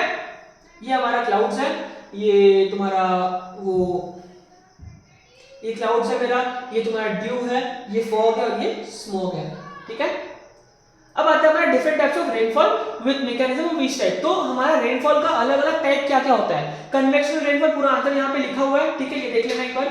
ये बेसिकली तुम्हारा ऐसे जगह पे होता है जहां पे वास्ट ओशन बॉडीज या फिर वाटर बॉडीज प्रेजेंट रहता है। वहां पे क्या होता है कि सन का वर्टिकल रेज गिरता है, सन का vertical rays throughout the year गिरते रहते हैं, जिससे क्या होता है मेरा वाटर बहुत जल्दी वार्म अप होकर ऊपर उठने लगता है कन्वेक्शन के थ्रू, ठीक है, वार्म अप होकर ऊपर उठने लगा कन्वेक्शन के थ्रू। अब ऊपर उठते उठते क्या होता है वो जितना ऊपर जाता है वो कुछ ऊंचाई में पहुंचने के बाद वो कंडेंस होना स्टार्ट होता है, मतलब कि कूल डाउन होना स्टार्ट होता है, और कूल डाउन होने के बाद वो वाटर ड्रॉपलेट से बनता है और वाटर ड्रॉपलेट्स इकट्ठा होकर क्लाउड्स बनाता है, और ये प्रोसेस कंटिन्यूअसली एक दिन में मेरा होते रहता है, ठीक है। इसी को हम लोग ये प्रोसेस मेरा कंटिन्यूअसली होते रहता है और इसी के कारण कुछ जगह पे हर शाम को बारिश होता है, इसी को हम लोग बोलते हैं कन्वेक्शनल रेनफॉल। देखो ये पढ़ोगे जो हम बोले पूरा सेम चीज है, the vertical rays of the sun immense heating देख लो एक बार ये अच्छा से, और ये उसका डायग्राम है, ठीक है। अब आता है हमारा next orographic rainfall. Orographic rainfall बहुत इजी है, एकदम सिंपल है, ध्यान दो। जब यहाँ पे कोई वाटर बॉडी प्रेजेंट है और इसके पास में कुछ पहाड़ी इलाका है, ठीक है, कुछ ऐसा पहाड़ी इलाका प्रेजेंट है, तो क्या होता है यहाँ से जब मेरा क्लाउड्स मूव करता है ना, यहाँ से मेरा क्लाउड्स मूव करता है तो इस साइड में क्या होता है क्लाउड्स यहाँ पे आया, पहाड़ से टकरा के ऊपर की तरफ मूव करने लगता है, ठीक है, यहाँ पे आके टकराया ऊपर की तरफ मूव करने लगता है। जैसे जैसे वो ऊपर की तरफ मूव करता है ना, वो और मॉइस्चर को होल्ड नहीं कर पाता है, मतलब उसका मॉइस्चर को होल्ड करने का कैपेसिटी कम जाता है, और जैसे वो मॉइस्चर को होल्ड करने का कैपेसिटी मेरा कमता है, तभी क्लाउड्स के पास जितना भी वाटर ड्रॉपलेट रहता है फिर रेनफॉल रहता है वो पूरा वहीं पे बहा देता है, इस साइड पे बहा देता है लीवर्ड स्लोप पे, और इस साइड में जब क्लाउड पहुंचता है मेरा घूमते घूमते तो उसके बाद वाटर बचता ही नहीं है, उसके पास वाटर बचता ही नहीं है, तो इसीलिए इस साइड में वाटर मतलब रेनफॉल मेरा होता ही नहीं है, ठीक है। तो मोस्टली लीवर्ड साइड पे मेरा रेनफॉल होता है और उस साइड में मेरा रेनफॉल नहीं होता है, ठीक है। The word orographic signifies that the influence of the mountain. This type of rainfall is greatly influenced by the relief of the region on the amount of this region. The moist air moves away along the slope of the mountain at a certain altitude, मतलब कुछ altitude पहुंचते ही it comes in contact with cooler air, ठीक है, cooler air के contact में आता है, thus the air condenses and causes rainfall in the windward slope of the mountain, but the leeward remains rainless, ठीक है। तो जो विंडवर्ड स्लोप है मेरा वहां पे मेरा रेनफॉल होता है और लीवर्ड स्लोप पे रेनफॉल नहीं होता है बिल्कुल भी, ठीक है। विंडवर्ड स्लोप पे मेरा भयंकर रेनफॉल होता है और जैसे क्लाउड्स में फिर ऊपर पहुंचने लगता है फिर नीचे आता है, वैसे ही लीवर्ड स्लोप में कुछ रेनफॉल नहीं होता है क्योंकि क्लाउड के पास कुछ रहता ही नहीं है फिर यहाँ पे बहाने के लिए। ये है मेरा ओरोग्राफिक रेनफॉल। नेक्स्ट है हमारा साइक्लोनिक रेनफॉल या फ्रंटल रेनफॉल। इसमें क्या होता है कि जब मेरा कोल्ड विंड नीचे की तरफ मूव करता है और वहीं से मेरा वार्म एयर आता है, तो वार्म एयर हमेशा लाइट रहता है और कोल्ड विंड जो मेरा तो बहुत हैवी रहता है, तो कोल्ड विंड नीचे रहेगा, और जैसे वार्म विंड आता है तो वार्म विंड क्या होता है इसके कोल्ड विंड से टकरा के ऊपर की तरफ जाना स्टार्ट कर देता है, ऐसे करके देखो आया टकराया ऊपर की तरफ जाना स्टार्ट कर दिया ऐसे करके, ठीक है। मतलब कि नीचे मेरा कोल्ड विंड है, यहाँ पे मेरा वार्म विंड है, तो ऐसे करके एक लेयर बन जाता है, ऐसे करके एक कोल्ड विंड का और ये एक वार्म विंड का लेयर बन जाता है, ठीक है। ये लेयर इसी को हम लोग बोलते हैं फ्रंट, जहां पे दोनों मिलता है एकदम, ठीक है, इसी को बोलते हैं फ्रंट, और वही पे हमारा रेनफॉल होता है। जैसे मेरा वार्म विंड जाता है वो कोल्ड विंड के कांटेक्ट में आते ही बहुत जल्दी कंडेंस हो जाता है और वाटर ड्रॉपलेट में कन्वर्ट होके क्लाउड्स में बनके ऐसे बारिश हो जाता है, ठीक है। यहाँ पे भी वही चीज लिखा हुआ है, ठीक है। तुम लोग का वीडियो ज्यादा लंबा ना हो इसलिए हम एकदम क्लोज में मतलब क्लियरली समझा रहे हैं, सब में होता क्या है तुम लोग उसको देख लेना एक बार। Define climatic region, name the major climatic zone of the world, ठीक है। तो क्लाइमेटिक रीजन क्या क्या है हमारा, यही कुछ है, equatorial hot and humid climate, ये तुम लोग देख लेना एक बार, और इसके बाद जो भी नीचे दिया हुआ कैरेक्टरिस्टिक्स वगैरह वो बहुत सिंपल वर्ड्स में लिखा हुआ, वो समझ जाओगे, समझाने का दरकार नहीं होगा मेरे को, ये सब देख लेना एक बार तुम लोग, ठीक है। Tropical monsoon type of climate है, उसका वेजिटेशन क्या है, ह्यूमन एक्टिविटीज क्या होता है वहाँ पे, फिर है हमारा ट्रॉपिकल हॉट डेजर्ट क्लाइमेट, उसका क्या क्या है हमारा कैरेक्टरिस्टिक्स, फिर मेडिटेरेनियन रीजन का है, ठीक है, टेम्परेट ग्रासलैंड का है, ये सारा हमारा यहाँ पे मेनली। टुंड्रा क्लाइमेट है हमारा, टेम्परेट ग्रासलैंड है, टाइगर क्लाइमेट है। नेक्स्ट हमारा आता है why convection rainfall occurs in equatorial region. अब कन्वेक्शन रेनफॉल इक्वेटोरियल रीजन में क्यों होता है इसका आंसर हम उसी में बोल देते हैं, क्योंकि इक्वेटोरियल रीजन में जो वाटर का मतलब सी का जो वो है ना नंबर्स या फिर वाटर बॉडीज जो है वो बहुत ज्यादा अमाउंट में प्रेजेंट है इक्वेटोरियल रीजन में, इसीलिए इक्वेटोरियल रीजन में हमारा कन्वेक्शन रेनफॉल हर शाम को 4 बजे के करीब होता है, ठीक है, ये पढ़ोगे समझ जाओगे। नेक्स्ट है हमारा range of region is why rain shadow region is developed in the leeward slope. Rain shadow का मतलब होता है कि जहां पे बारिश नहीं आता हो, ठीक है, मतलब कि लीवर्ड स्लोप में ही रेन शेडो रीजन क्यों डेवलप है मेरा, मतलब इस साइड में रेन शेडो रीजन क्यों डेवलप है मेरा, ये तुम लोगों को समझ आई गया होगा। अभी फॉर्मेशन ऑफ क्लाउड्स कैसे बनते हैं शुरू से वही पढ़ रहे हैं हम लोग। Precipitation, different types of rainfall हमारा, डिफरेंट टाइप्स ऑफ रेनफॉल हमारा, रेनफॉल होता है मतलब प्रेसिपिटेशन से, यहाँ पे रेनफॉल की जगह प्रेसिपिटेशन होगा, रेनफॉल होता है, ड्रिजल्स होता है, स्नोफॉल होता है, हेलस्टॉर्म होता है, स्लीट्स होता है, ठीक है। ये कुछ डायग्राम है, देखो ये स्नोफॉल है, ड्रिजल्स है, ये स्नोफॉल है, ये रेनफॉल है। तो कभी कभी क्वेश्चन आता है हम लोग का, describe the different forms of precipitation या फिर डिफरेंट टाइप्स ऑफ प्रेसिपिटेशन, तो हम लोग को ये लिखना पड़ता है वहाँ पे पूरा, और डायग्राम बना सकते हो और अच्छा। तो ये हेलस्टॉर्म और स्लीट्स में डिफरेंस होता है। हेलस्टॉर्म क्या होता है, बड़ा बड़ा स्नो का एकदम बॉल जैसा पार्टिकल्स होता है, और स्लीट्स क्या होता है, छोटा छोटा मतलब प्लेट जैसा रहता है हमारा स्नो का पार्ट्स, ठीक है। कुछ शॉर्ट्स हैं यहाँ पे, क्या क्या होता है सब, rolling 40s, furious 50s, 60s, brave west winds, variables, ITCZs, short notes on global warming, short note on greenhouse effect, jet stream क्या होता है, influence of jet stream on monsoon winds, ठीक है। तो ये टॉपिक तुम लोग अगर नहीं भी करना चाहो तो छोड़ सकते हो, influence of jet stream on monsoon winds, ठीक है। इसमें क्या होता है कि जेट स्ट्रीम जो होता है वो हाई एल्टीट्यूड ब्लो करता है, बहुत फास्ट होता है, इन द ट्रोपोस्फीयर रीजन में रहता है। तो इन्फ्लुएंस कैन बी, अब जो जेट स्ट्रीम का इन्फ्लुएंस है वो कुछ तरह से एक्सप्लेन किया जा सकता है, मतलब कुछ भाग में डिवाइड करके एक्सप्लेन किया जा सकता है। कैसे, पहला हमारा सब ट्रॉपिकल वेस्टर्लीज जेट, ठीक है, सब ट्रॉपिकल वेस्टर्लीज जेट, जो सब ट्रॉपिकल रीजन में फ्लो करता है जेट स्ट्रीम, उसको बोलते हैं वेस्टर्लीज जेट, ये वाला पूरा नाम है।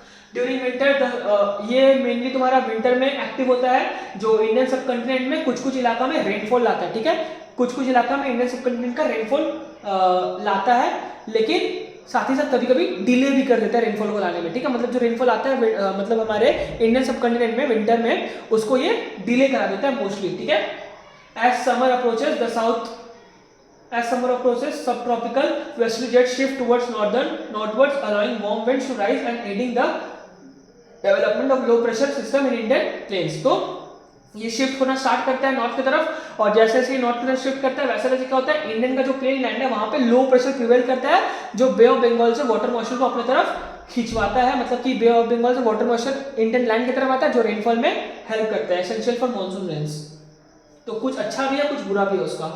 नेक्स्ट हमारा tropical easterly jet, tropical easterly jets forms over the Indian ocean and aids in the withdrawal of south, मतलब कि ये हमारा इंडियन ओशन में होता है, और जो सब ट्रॉपिकल वेस्टर्ली जेट था उसके विथड्रॉल में, मतलब उसका नेगेटिव इंपैक्ट करवाता है ये, मतलब उसको होने से रोकता है। स्ट्रॉन्ग ईस्टर्ली विंड्स इनहैंस, मतलब कि इतना स्ट्रॉन्ग रहता है कि Arabian enhance the south west monsoon by steering moist winds and from the Arabian Sea the Bay of Bengal towards the Indian landmass resulting in heavy rainfall। तो heavy rainfall लेके आता है हमारा वो। Jet stream interaction with cyclones, the jet stream influence the formation of the movement of tropical cyclones, particularly in Bay of Bengal। These cyclones often bring significant monsoon rainfall to eastern and central India। Onset and withdrawal, onset का मतलब होता है rainfall को लाना, withdrawal का मतलब होता है रेनफॉल को हटाना। तो रेनफॉल जेट स्ट्रीम का क्या काम है वो चीज यहाँ पे पूरा समराइज किया गया है। डुअल टर्म्स क्या होता है, हॉट स्प्लिट क्या होता है, कोरोलिस फोर्स क्या होता है, ये सब देख लेना एक बार जरूर से, ये तीनों एक बार जरूर से देख लेना, ठीक है। Thermal variation, account for the thermal variation of the earth, discuss the factor for the variation of air temperature of the earth। तो एयर टेम्परेचर हमारा अर्थ का कौन कौन सा फैक्टर, मतलब कौन कौन सा फैक्टर जो हमारे एयर टेम्परेचर को अफेक्ट करता है, ये हम लोग देखेंगे अभी, ठीक है। तो ऐसा कौन कौन सा फैक्टर है जो एयर टेम्परेचर को मतलब एयर टेम्परेचर के वेरिएशन में अफेक्ट करता है, कि मतलब कोस्टल के पास एयर का टेम्परेचर कुछ और रहता है, पहाड़ी इलाका में कुछ और रहता है, दूर में कुछ और रहता है, मतलब कि क्या क्या फैक्टर्स है जो एयर टेम्परेचर को कंट्रोल करता है, ऐसा क्या क्या फैक्टर्स है जो एयर टेम्परेचर को कंट्रोल करके रखता है, ठीक है। पहला उसमें हमारा latitude, altitude, distance from the sea, slope of the land, cloud cover, winds, ocean currents. तो लैटिट्यूड क्या होता है, ऑब्वियसली बात है, इक्वेटर के पास जो भी लैटिट्यूड रहेगा, इक्वेटर के पास जितना लैटिट्यूड रहता है वहां पे हम लोग का क्या होता है, समर मतलब कि थ्रू आउट द ईयर कुछ गर्म जैसा टेम्परेचर ही रहता है, ज्यादा ठंडा हम लोग को देखने को नहीं मिलता वहां पे। क्यों? क्योंकि वहां पे सन का vertical rays throughout the year गिरते रहता है, ठीक है।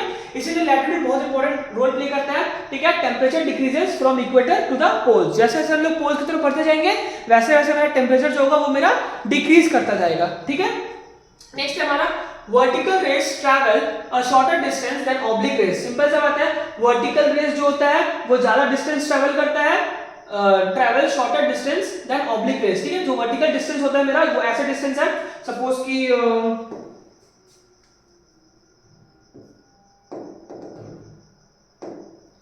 ये एक जगह है, ये एक जगह है, ठीक है। ये डिस्टेंस एक हुआ और ये एक डिस्टेंस हुआ, ठीक है। ये मेरा वर्टिकल डिस्टेंस है जो इतना है, और ये मेरा ऑब्लिक डिस्टेंस है। ऑब्वियस सी बात है ऑब्लिक डिस्टेंस मेरा बहुत ज्यादा होगा, वर्टिकल डिस्टेंस कम होगा सेम जगह पे जाने के लिए ना, ठीक है। तो ये चीज यहाँ पे बोल रहा है,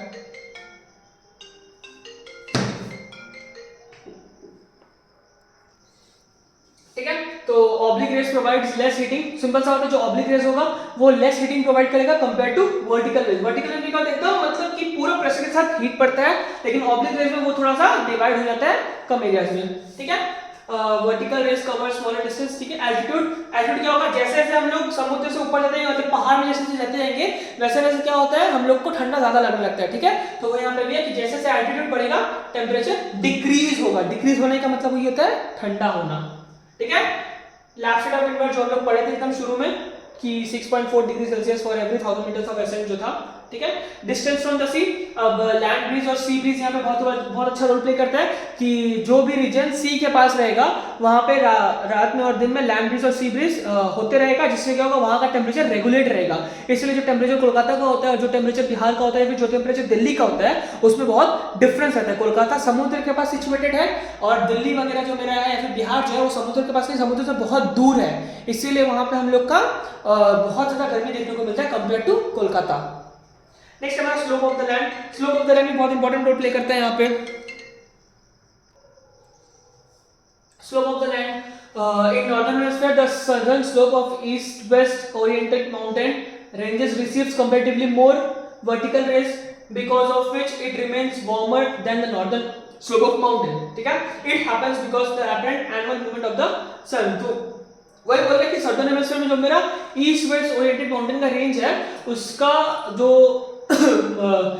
waste in the northern hemisphere the southern slope of east west oriented mountain, मतलब नॉर्दर्न हेमिस्फीयर में ईस्ट और वेस्ट की तरफ जो स्लोप का माउंटेन है मेरा, उस ईस्ट और वेस्ट से जो माउंटेन मेरा एक्सटेंड कर रहा है उसका सर्दर्न स्लोप पे, मतलब नॉर्दर्न हेमिस्फीयर में ईस्ट और वेस्ट की तरफ जो माउंटेन मेरा एक्सटेंड कर रहा है उसका सर्दर्न स्लोप में हीट ज्यादा पड़ेगा, ठीक है। हीट ज्यादा पड़ेगा क्यों? क्योंकि सिंपल सा बात है, सूरज यहाँ कहीं पे है, ये मेरा नॉर्दर्न स्लोप है, उस साइड में जो उसका मतलब ये सूरज है यहाँ पे मेरा, देखो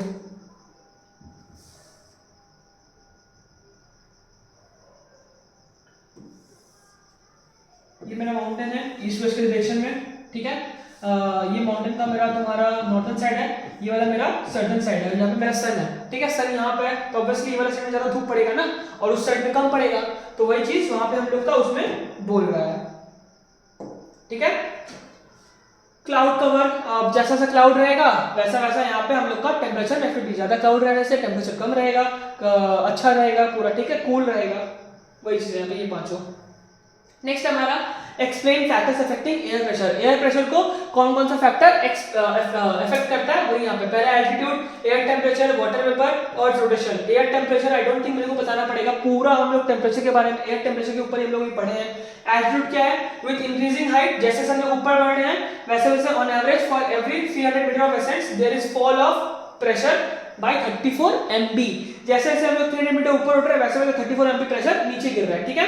ये हमारा एल्टीट्यूड का है। एयर टेम्परेचर का क्या है, when air temperature increases air expands and low pressure is developed। जैसे जैसे हमारा एयर टेम्परेचर इंक्रीज होता है, जैसे जैसे मेरा एयर टेम्परेचर इंक्रीज होता है वैसे वैसे एयर मेरा एक्सपैंड करता है और लो प्रेशर डेवलप होता है, ठीक है। जैसे जैसे मेरा एयर टेम्परेचर इंक्रीज होता है एयर एक्सपैंड कर रहा है और लो प्रेशर डेवलप हो रहा है, और वही तरह से मेरा उल्टा भी होता है, ठीक है। वही वाइस वर्सा होता है, जैसे टेम्परेचर डिक्रीज होगा एयर कॉन्ट्रैक्ट करेगा और हाई प्रेशर बनेगा, ठीक है। ये हमारा एयर टेम्परेचर। नेक्स्ट हमारा वाटर वेपर। वाटर वेपर क्या है, in the rainy season air is moist which means it contains water vapor, so it is light and low pressure, is formed and vice versa during the winter, ठीक है। Next हमारा earth rotation. Due to rotation of the earth air is thin around sub polar areas because of the rotation of the earth swing bulk of the air towards equator, ठीक है। तो ये था हम लोग का एटमॉस्फेयर का चैप्टर नंबर 2। हम कोशिश किए हैं कि एटमॉस्फेयर को 1.5 घंटा में कंप्लीट किया जा सके और वही किया है यहाँ पे भी।